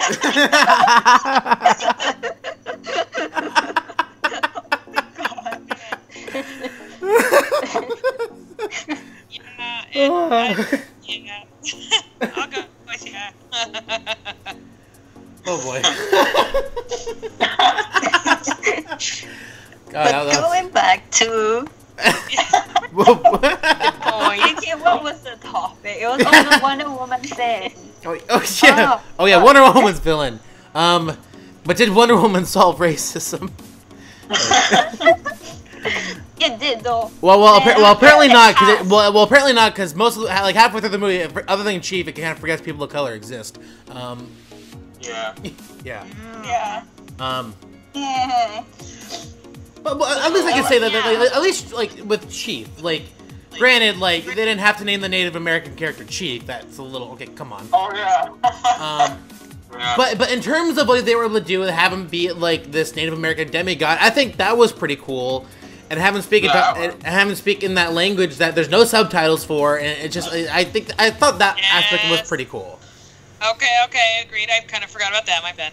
So there was some good stuff. I think that going forward, we need to give the mic to women of color because the movie's about women and not necessarily men of color. And I think that was at the root of the problem. Like, there are people of color in Wonder Woman, but you won't see a woman of color past Themyscira, which is crazy. That doesn't make any sense. Like it's not the real world. That's upsetting. That's hard. Yeah, they need to do better. Yeah. Mm-hmm. Wait, isn't Gal Gadot a woman of color? No, she's Ashkenazi Jewish, so like the most white passing Jew. I mean, like that exists. Like, and I think in her home country, benefits from a lot of white privilege over like more Semitic women. Yeah, so she's white. She's pretty white passing. That's the thing. And like, yeah, she comes from like I think more privileged background. I mean, I think the question of whether or not Jewish people, are people of color, whether or not they have white privilege is a complicated one. But I don't know if we're qualified to answer. But I think that the lack of visibility for anyone else is a problem, and I think that if they don't address it in the sequel, then they're making a mistake they already made. Yeah. And I think 80s is not the ideal time for addressing that, I think. Like it's Yeah. it's not Not the most unless they prominent pull a issue 9 of to that. 5. I mean, if they like redid the movie 9 to 5 in Wonder Woman form, you know, in the 80s, I'd buy that. But other than that, no. I'm sorry, that movie's hilarious. Anyway, okay, I'm done. But you're right, the 80s just seems like an odd time period for that. I would have preferred like Vietnam times. I just feel like I think it would have been important. It would have been so important. That would have been really interesting as far Like as like Apocalypse Now. I mean, here's the thing. I think that Patty Jenkins is more of a second wave feminist in the first place anyway. So dealing with the first and second wave feminism, I think would be a lot more relevant to her wheelhouse. And I think that, you know, she could probably make a very powerful movie about second wave feminism. It's just that the third wave, I feel like, trips her up because we've had like a lack of intersectionality. We've had like sort of tone deaf ideas about that intersectional stuff, and also just the way that she handles feminism in the narrative reads as very second wave to me, and I think that I think that setting a movie in the 60s or the 70s would be kind of perfect, and it's really eerie that Captain Marvel and Wonder Woman are doing the same shit now. Oh yeah, Captain Marvel. No, but Captain Marvel is in the 90s. Oh, it's in the 90s. No, yeah, it's in the 90s. Yeah. Oh, okay. That makes it better. I mean, it's a very one of small those gap. ones that I go, woo, I love that, you know. It's a suspicious gap, is all I'm saying. Like, you know. Yeah. Yeah. I guess I'm kind of bummed because the 80s are so far along that unless they're old and decrepit, we probably won't get to see much of the original gang from the first film, except for, you know, Chief, who may or may not be immortal, you know. But like everybody else, as far as we know, but you know what? I know it's either going to be ancient or dead, and not really able to contribute to the story. And I will say, I enjoyed them enough. I would like to see them come back again. You know, I would love to see some more of those guys because they were good and I enjoyed them, and it would be nice to see them again. So honestly, I was kind of rooting for the 40s. I'm like, just hit World War II, go for it. You know, it would be a bit of you'd have to be careful not to just repeat the same crap over again, but then at least they'd be 20 years older, but still viable. And it would have been nice. But wait, and that's just Wonder me. Woman's that Steven Spielberg movie. Yeah. Movie? I'm sorry, what? I am strongly skeptical of Steven Spielberg right now. Oh, with Blackhawks, yeah. I just don't even know that character at all, and I was like, who, where, what? I don't know. It's like a team of I felt like. so ashamed. It's frustrating because everybody's like, woo, Spielberg, we got an awesome director. And I'm like, we've already had an awesome director. Zach's right there. I'm a nerd. I'm sure he'll make a very cool movie. It's just bland. I'm sorry, I watched Ready Player One, and I know a lot of people loved it, but like, just coming from this perspective of like, okay, maybe I'm just a bit too focused on like the social aspect of his. I read the book. Nowadays. Yeah, but like, it was just so. Yeah. Oh yeah. And then, and just very. Well, I just also think that.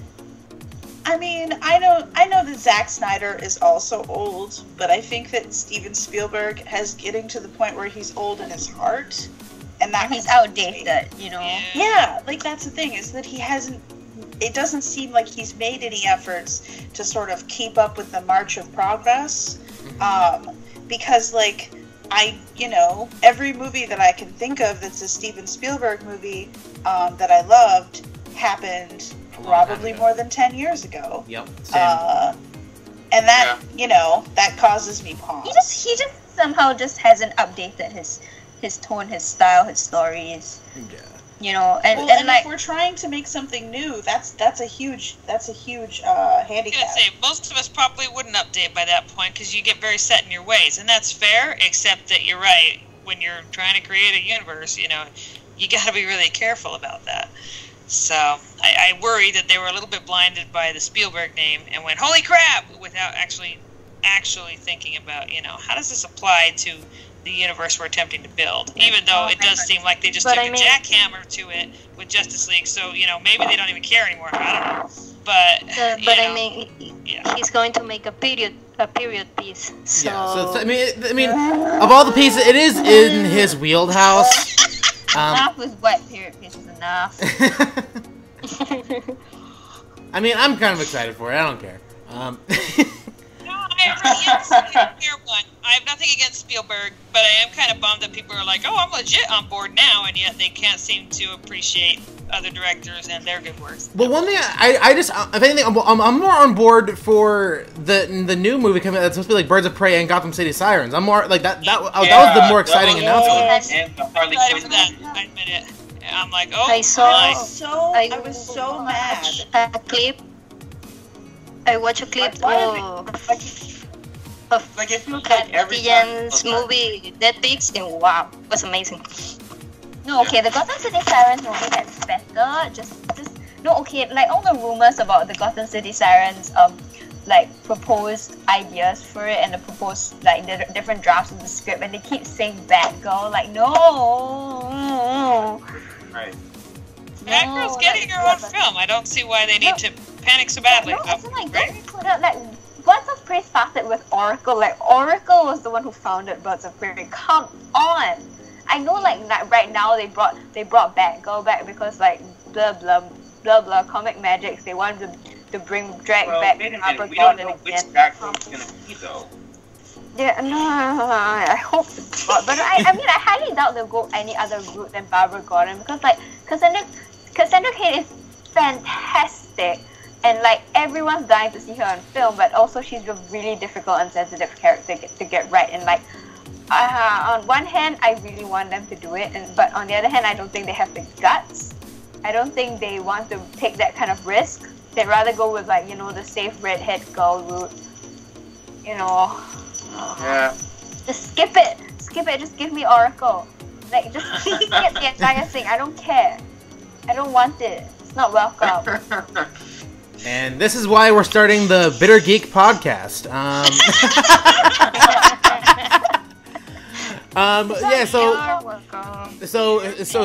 segue. So now is a better time as any to announce this. So I've been talking with Danielle and Kate. I just brought this up in our group chat yesterday. Because we've been going off topic so much lately. I thought, why not dedicate a podcast to all the stuff that we want to talk about, whether it is Star Wars, Marvel, DC TV, whatever, all the things that we want to talk about, that we want to rant about, and have a podcast just dedicated to that. And so there's no official launch date yet. We're still trying to figure out the logistics of everything. But we will be starting a new podcast, more than likely with the name of the Bitter Geek Podcast. That was Ever. Yeah. Yes. Yeah, it was me. Thank you, Amber, for the great name. So you guys definitely keep your eye out for that because it's something I'm really excited for. It gives us more of an opportunity to kind of just touch everything going on in pop culture. It doesn't necessarily have to be like comic book related or superhero related or whatever. It can be pretty much anything. So if that's something you guys are definitely excited for, let us know. But I'm excited for it. Everyone else needs to be excited for it. But definitely keep an eye out for that because it's pretty cool because we all have opinions about things and we take in other things besides just the DC films. And so, I agree. I've been wanting to talk with Danielle about The Last Jedi for 2 months. And I've been wanting to talk about it too. Because I'm like, dude, there's things to be talked about in this, and they may or may not be good. Yes, good name. But I still haven't seen the movie. It's really exciting to be like, okay, we can talk about other things too, and that's very, very exciting. It might also spare, our podcast links on some of these where it's like, hey, we happen to be here, and I'm going to go ahead and talk about this because I have nowhere else to talk about it. So. Yeah. So anyway, getting back on topic, I'm ready to dump off on Justice League. Steppenwolf is a punk bitch. Prove me wrong. I don't hate Steppenwolf. I hate what Warner Brothers did to him. I think personally, and this is just me, I think Enchantress is a worse villain than Steppenwolf. Steppenwolf, at least there's some amount of actual plot there. No offense to anyone who likes Enchantress, but it's coming from my own opinion personally. I know there's a lot lost in Steppenwolf in terms of like the look and his character and everything, but I still don't think he was an awful villain. I just think the movie itself. I think it helps to sort of hear what Syrian Hines has to say about the character, and hear a lot of what went into building the character, and hear a lot of the behind the scenes stuff to appreciate Steppenwolf. And I think, but as he was presented on the screen, he was a Joss Whedon villain. I don't know. He was a mess. I mean, like, basic. He was at the very least, he was a bit creepy. That happened. Like compared to the Batman v Superman thing. Beggars can't be choosers, is what they say. But I'm gonna say, like, as they were in the movie, we're just taking it purely from the movie. Enchantress was better because, again, I will defend Suicide Squad to my death. But also, like, Steppenwolf in as he was in the movie was just the most. It was a Joss Whedon villain, you know. He was just absolutely bland. He didn't really seem to have any motivation. He was just defeated by, like, absolutely garbage. And then, like, it just did away with any kind of backstory or reason. Like, why is he here? What does it make any sense? What are the mother boxes? Just everything, all the world building just doesn't make any sense. You know, it just feels incredibly weak and incredibly thin, and, like, nothing really comes together in any more significant way than, oh, these are just his toys that will help him be more powerful, and then once we break the toy, the villain is defeated and he disappears. Like, you know, but I mean, part of what's so frustrating about it is that his plan is huge and terrifying and scary and awful, and it just never gets delivered on, you know. Yeah, none of that heaviness is in the film. They just kind of took it all out. They were like, oh yeah, and what he wants to do is basically what the guy in the first well, yeah, but the first level of freaking Zelda wants to do. Like, nobody cares why. Nobody knows why you're doing this. You have to collect a certain number of things. One of them is weirdly Superman's dead body in order to defeat him. And then once you defeat him, you just go on, you celebrate. Yeah. And like, no, that's the thing. Like, we appreciate Steppenwolf, and we're highly disappointed because we know it was made so clear what he's about. You know, like with the Batman's hallucination dream sequence, and then with the Lex Luthor scene where in the Kryptonian ship when he gets and the whole arc with Lex Luthor where he like completely seems to give up, you know, like he put in so much effort into his plans to manipulate Batman and Superman, and just right at the last minute he just gives up everything and like gives away his own plan, gives away his culpability and everything because he heard the news about Steppenwolf, you know. And the thing about Steppenwolf is we know that he is meant to be a prelude, harbinger of Darkseid, right? Yeah. And then Superman beat the crap out of him. Mother boxes are supposed to be so much more complex and so much more intimidating and so much more scary in so many different ways. The world building up, you know, building up. Yeah, the like stuff. The mother box is the fucking, like, you know, it's like the win button of the DC universe, and we've just treated them like video game objectives, and it's so annoying because it's like, no, like, when you bring mother boxes into the story, I've been reading nothing but JLA. When you bring mother boxes into the story, it changes the fucking game. It's a completely new game. Everything changes after that point. It's the technology that ruins your day, and that levity is not that levity. That heaviness is not there. There's just no consequence. It's like, that's the thing. Yeah. This is what happens when you try to force a Marvel formula upon a DC movie, is that basically they become the fucking Infinity Stones, which will not pay off. I haven't read any spoilers, but I'm telling you right now, that shit's not gonna pay off. Yeah, okay. I've read spoilers. I've actually read some spoilers, but I'm not gonna say them. Yeah, okay, like a moment of silence for Kieran Hines, because like imagine the guy who plays Steppenwolf, right? Like just a goddamn moment of silence for him. But like imagine putting a year of work into this amazing character, and then just watching the movie and then seeing this like extremely bland bleh in its place, and then you have to try and promote that because you're getting paid, and it's just like what the hell?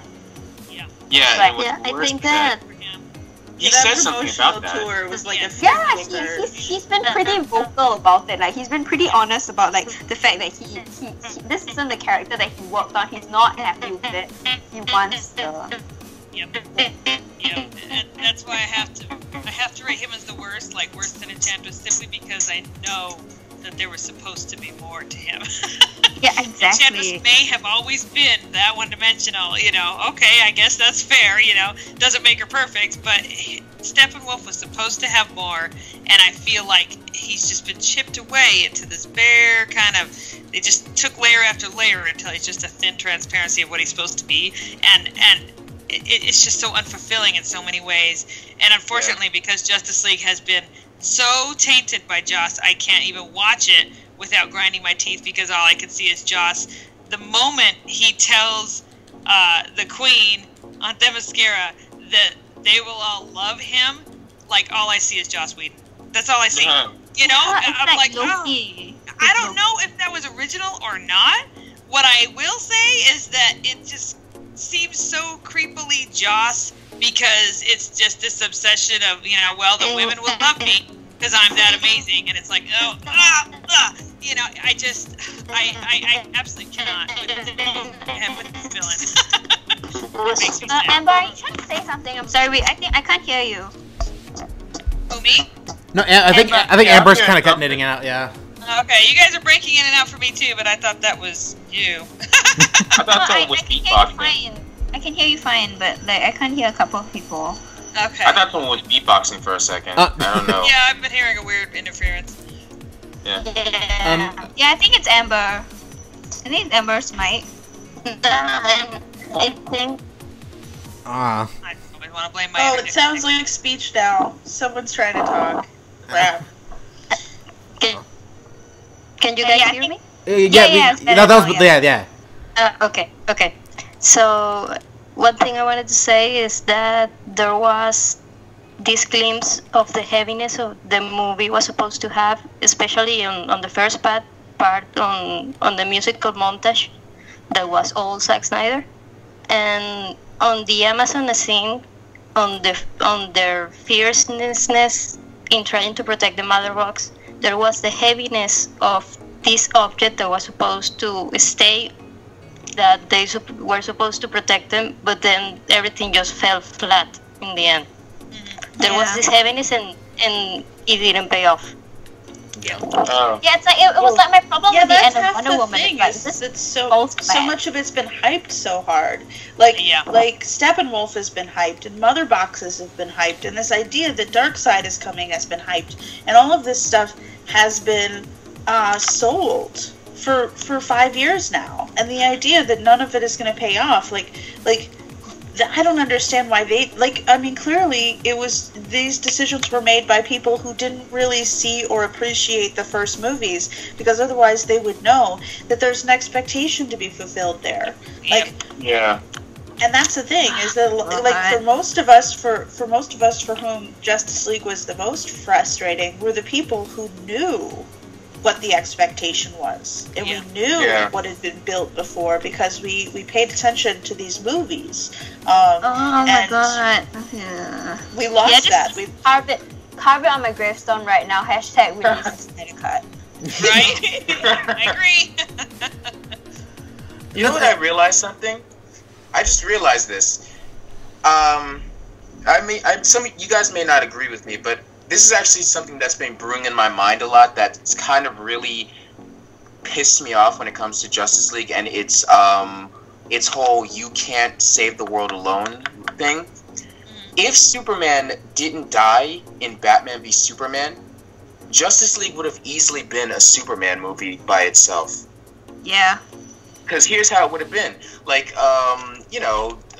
don't know, Lex leads Steppenwolf there, Steppenwolf comes, Superman finds out a little bit about the parademons, We have like an appearance from Victor Stone, who tells him a little bit more on it and where to go. He fights Steppenwolf. Steppenwolf escapes, and then an accident happens that turns Cyborg into Cyborg. Then Superman goes, fights Steppenwolf there, separates the mother boxes because Cyborg told him to, and then that would have been the end of the movie. But this is the thing. This is the thing about it is that the absence of Superman is absolutely necessary to this first of all, because I think it brings together the group. But on the other end, the whole thing that we're meant to be learning is that Superman cannot fight Steppenwolf and the Parademons alone. That Superman cannot win this fight on his own. And then the final scene freaking debunks that by having everybody struggle with Steppenwolf for about 10 tense minutes, and then have Superman come in and just punch the face off of everybody who looks at him. And it's like, why? That's the whole problem. The whole problem. This is the problem that I've had with Justice League narratives forever and ever and ever as a Superman fan, because what's the point of having the rest of the team? If you're going to do that, if you're going to put Clark's powers at that level, if you're going to use him just to solve problems, if you're not going to have him have a dynamic with the rest of the Justice League, if you're not going to have him have complicated relationships with the rest of the Justice League, if you don't want to treat Clark Kent like a human freaking being, then why is he there? Or why is the rest of the Justice League there? Because you cannot do this thing where you just use him as a blunt instrument to solve your writing problems. Like, that's the thing. It's like about Superman and about like the way that this has been set up. It's just that like the whole thing was set up to make Superman like a central inspirational character making him like the de facto like leader of the league. But also without making him the strong man of the league, you know, the one who just does all the punching, because like that's not the point of him. And like by writing it in the way that Joss Whedon ended up writing it, what he did is just turning the entire death of Superman, which was something that was just so significant, into just a convenient plot device to explain why Superman didn't just punch everyone out in the first place. People who get Superman and people who are interested in Superman do not use him that way, because that's not what he's good for. What he's good for is the fact that he set up this entire universe. What he's good for is what Zach let him do, which is to show everybody that they can fight, and show everybody that they can win, and show everybody that it's worth fighting for. Like his sacrifice means something. His being there means something.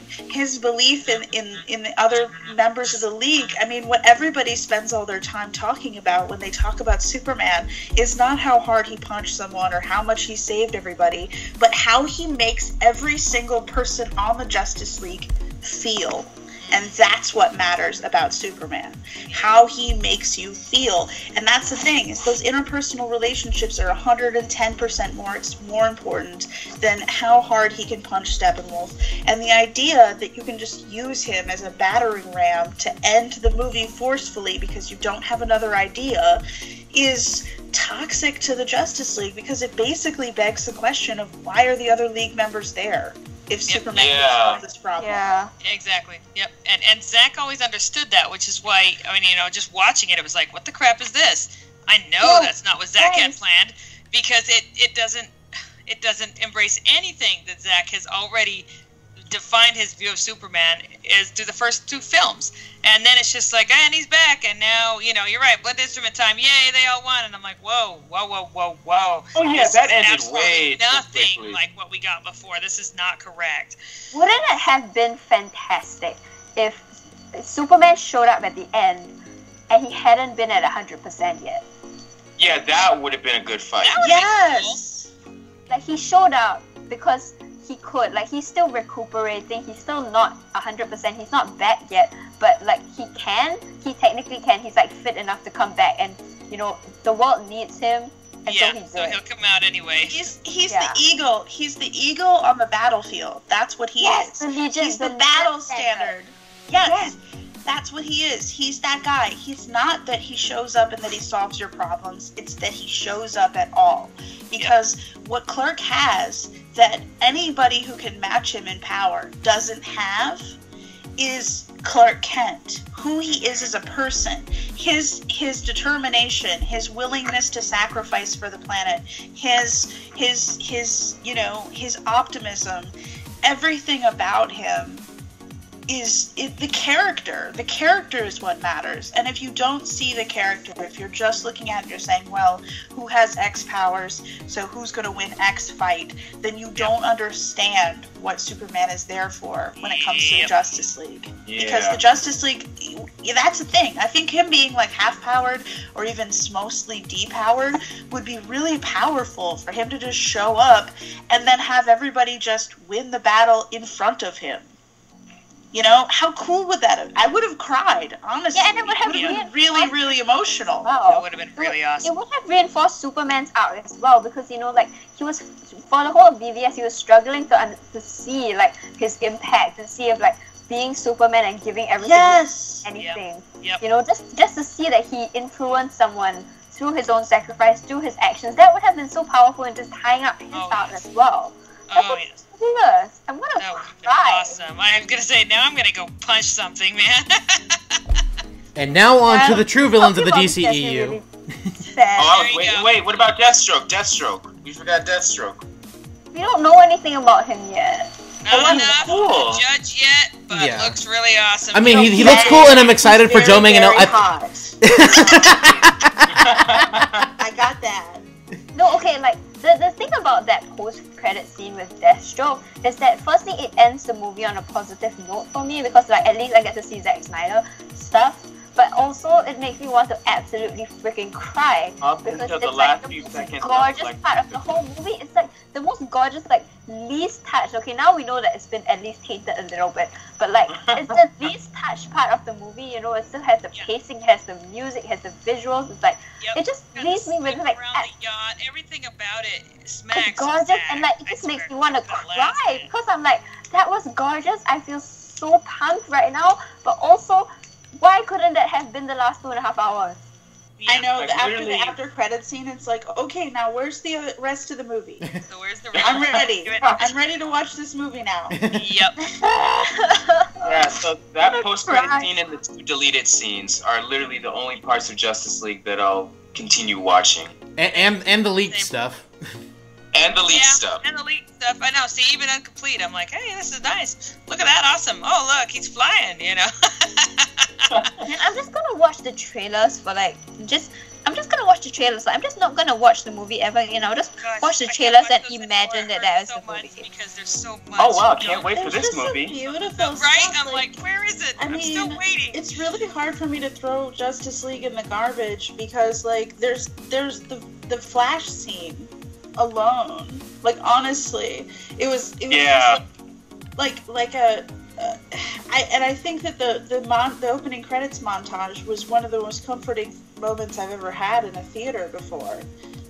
Especially, you know, post-Trump, I was kind of, like, still smarting and just sort of like, oh god, oh god, oh god. And then that montage comes on and I'm like, oh, Zach's sad too. This is nice. There's enough of Zach in there to Let's make be it sad together. Make it something. It's just that I can't watch it without getting I know emotions, and so I haven't written it off as garbage, but I've written it off as I can't watch it. It's too painful, you know. Yeah, I can only watch, like, the Superman scenes, because, like, even the bad Superman scenes at the end, because I'm unfortunately too big of a Superman fan and too deep into the Superman fan life to literally ignore that.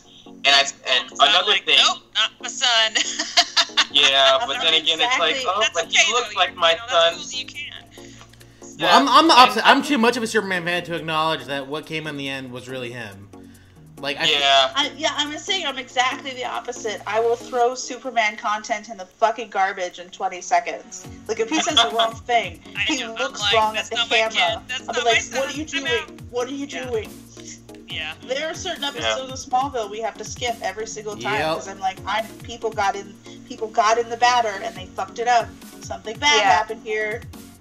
No, like, I feel like the thing about Justice League is that I love this universe so much. I'm so attached. I love it so much. If there was any way for me to watch Justice League without constantly feeling like near physical pain, I would watch it over and over. Yeah. Even if like it was painted by Joss Whedon, if it wasn't so painful to watch it, I would watch it like over and over, even if it were bad. You know, it's just it's just so bitter. Justice League turned me up. Justice League made me more of a Superman fan than a Batman fan. Yes. And that's what I realized. Like, as I started going for more Superman content, I realized it was because of Superman at the end of Justice League doing all this stuff that I realized, oh God, I'm not a Batman fan anymore. And it's so amazing that Justice League did that to me, which is why I can never forgive it. And also, Justice League kind of ruined Batman too, so.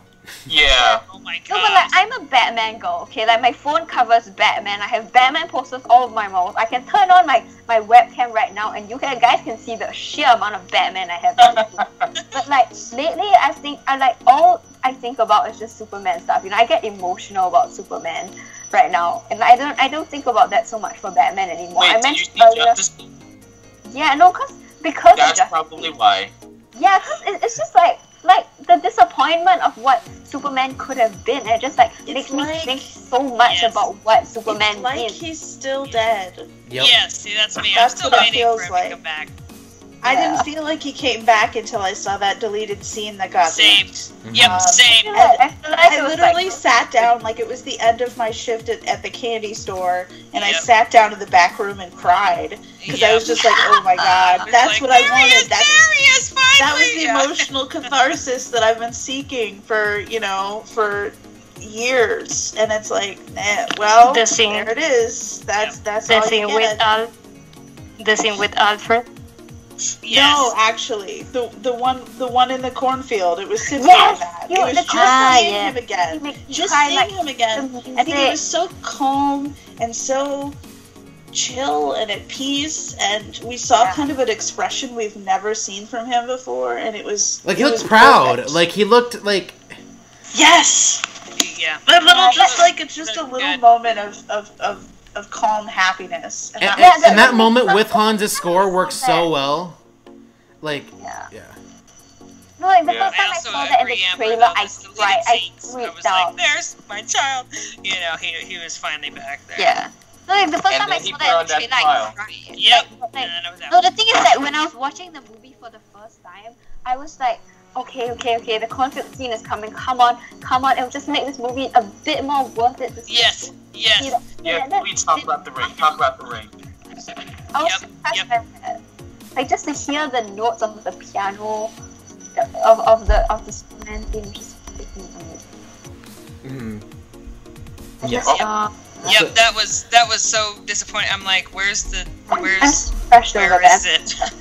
It just was one more knife to the heart. just like how pointless and petty to take that scene from us at all anyway. Nothing happens in that scene except that Lois's future in the fucking DCEU is assured, and it's really, really creepy and really, really suspect that they cut that scene. Because there's nothing else that happens in that scene except that we say Lois Lane is staying forever. Lois Lane is, we're this is a marriage situation. Like, we lock all of that in, which is so funny because, like, I considered that final at the end of BVS. Yeah, like, she put on the ring, I mean, like, for me, that was, me sitting in the room being like, I'll take that as a yes. Yep. I mean, like, they have been engaged, in my opinion, since Martha handed her the ring. Like, he doesn't need to ask. He was planning on asking. Like, that's me too. And the idea that, like, they think they could wipe that moment out is completely alarming for the future of this franchise. Yeah. And what was the actual point? What was the actual point of the replacing dialogue? I wasn't hurting strong. me. I wasn't strong. I gave up, and I'm like, what's the point of that? There was no. And I remember we had the podcast like the week before, and I remember Danielle, you saying like, "Oh, she wouldn't be writing puff pieces or blah blah blah blah," and that's exactly what they fucking put in the movie. That was me too. We both were like, she wouldn't be doing that, nuh-uh. Oh my gosh, they actually did that. Dude, she literally Exactly, bro. She would be making Clark proud, and after he died. you have to understand the dynamic of their relationship. Their relationship is about them being passionate about something together. The idea that whenever one of them is removed from the situation, the other is completely going to lose their rudder is so disrespectful to their relationship, because their relationship is about that. They are heroes together. And the idea that, you know, I mean, like, the other person would be horrified. Like, Clark would be horrified that Lois dropped the mission. Yeah. Lois would be horrified that Clark would have dropped the mission. Neither of them would disrespect the other that way. Neither of them would do that. And that's why those Elseworlds are bullshit. That's why this scenario is bullshit. It doesn't make any fucking sense. Like, it's fine to grieve. I think grief is healthy, grief is important, and letting characters grieve is very, very good.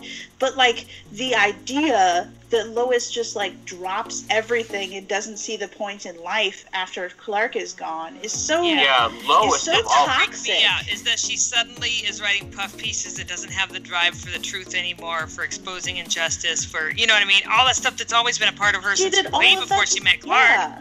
What? She did all of that stuff on her own. That's the thing. Both of it's established in both of their timelines. In the DCEU specifically, that before they met each other, they were already saving the world. Like, the only thing that changed is the proximity they had to each other, and that Lois didn't die young. Yep.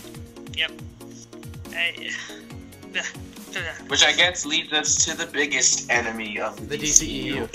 So fucking Joss Whedon, Kevin Tsujihara, Jeff Johns. I blame him.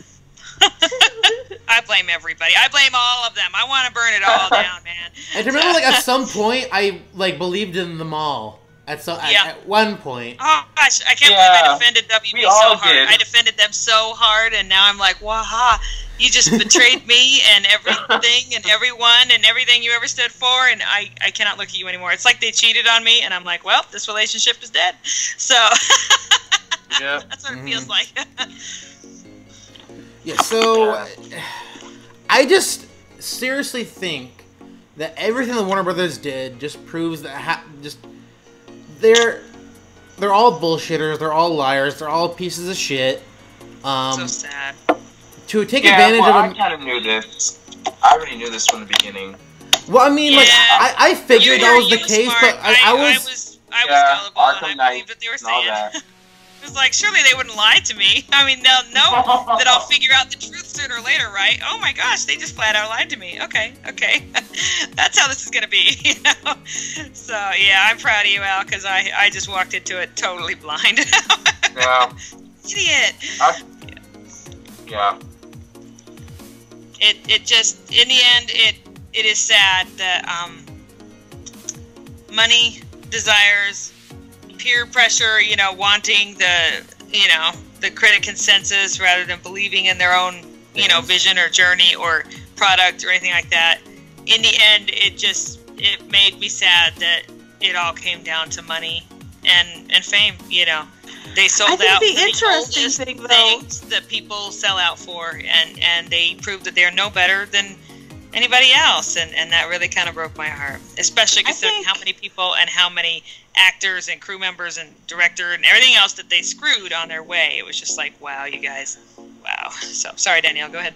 I think the interesting thing, though, is that while, you know, Justice League is the biggest disappointment that I've experienced so far in this category, this has become sort of the thing we're doing right now, which is that a bunch of marketing departments get together and they say, okay, well, we already have these people.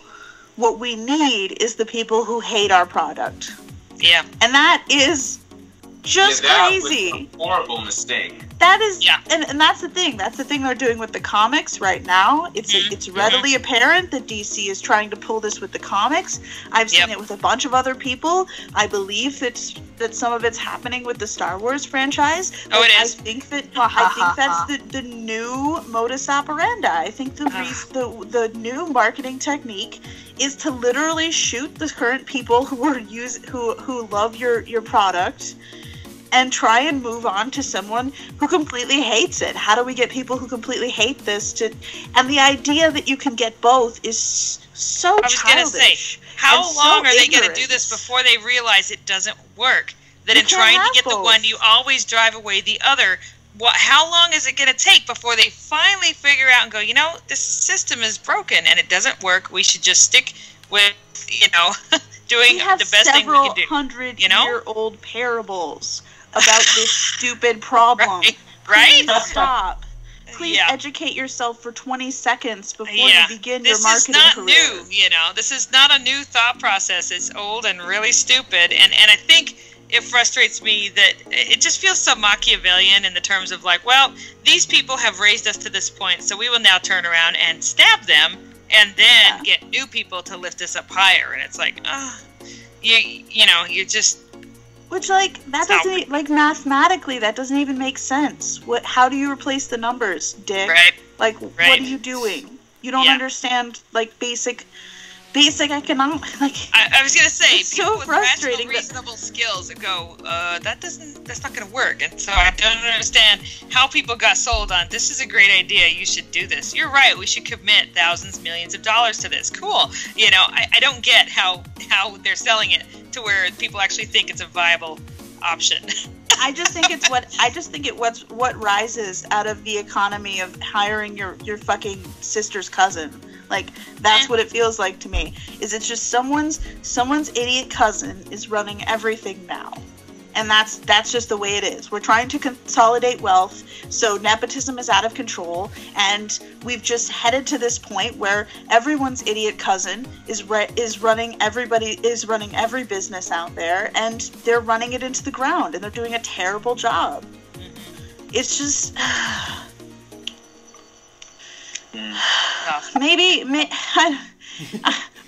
the Birds of Prey announcement has given me unprecedented hope. Well, For they've shaken up the someone Yeah. having seen, well, and the thing is that what I kind of reacted to this news with was maybe they did have to ruin everything in order to really throw out the playbook and try something new. And if that's the outcome of this debacle, I'm not going to say it was worth it because Justice League ruined a lot of lives, but I am going to say like at least something good might come out of it. You know, if that's the case. I like that perspective, but I will hold judgment to see whether or not something good does come out of it or not. Yeah, because I don't trust them totally anymore. the I same. can't trust their word. So I have to see the actual product. Well, before Birds of Prey is an unprecedented thing. Birds of Prey is groundbreaking for the genre, and also I think it's going to really anger a lot of people in the industry. I think that it's exactly the opposite of what most people in the industry want, which is to cater to the tastes of a very specific class of people, and those are the people that they think are stereotypically nerds. And this movie is not for them. This movie is being cast. I mean, it's not being cast yet, but it's the people who are in charge of this movie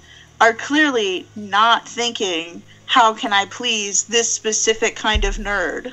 You know, they're thinking, how can we draw more people into this? How can we widen our representation? How can we respect nerds who usually don't get any respect?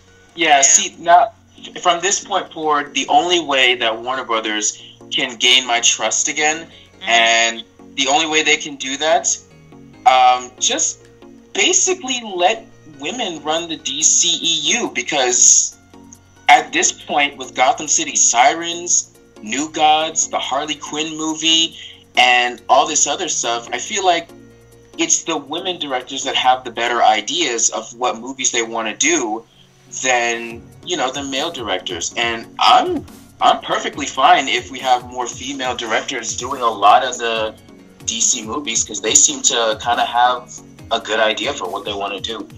Well, they're obviously going to be more fresh because we've given male directors their chance. They've had the last 80 years, so it's time.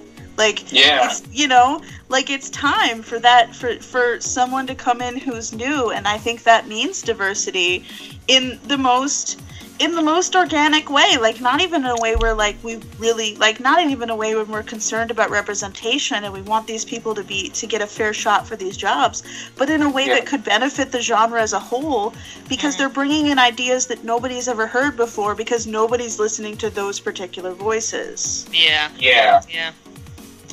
I can who see would've that. thought new fans would be a thing? Not me. Holy crap. Like, I know, even on this podcast, I sat down and I said, you know, give Ava DuVernay anything she wants, any project she wants, any price tag, any cast. Like, I was serious, but I did not think she was going to choose the freaking New Gods. Holy crap. That was, like, the furthest from my mind. So, that's crazy. It's just so ambitious. Like, it's huge, you know? Yeah. I mean, you have to respect that. You have to be like, wow, like, she came in swinging immediately. She was like, nope, I want the biggest thing I can think of.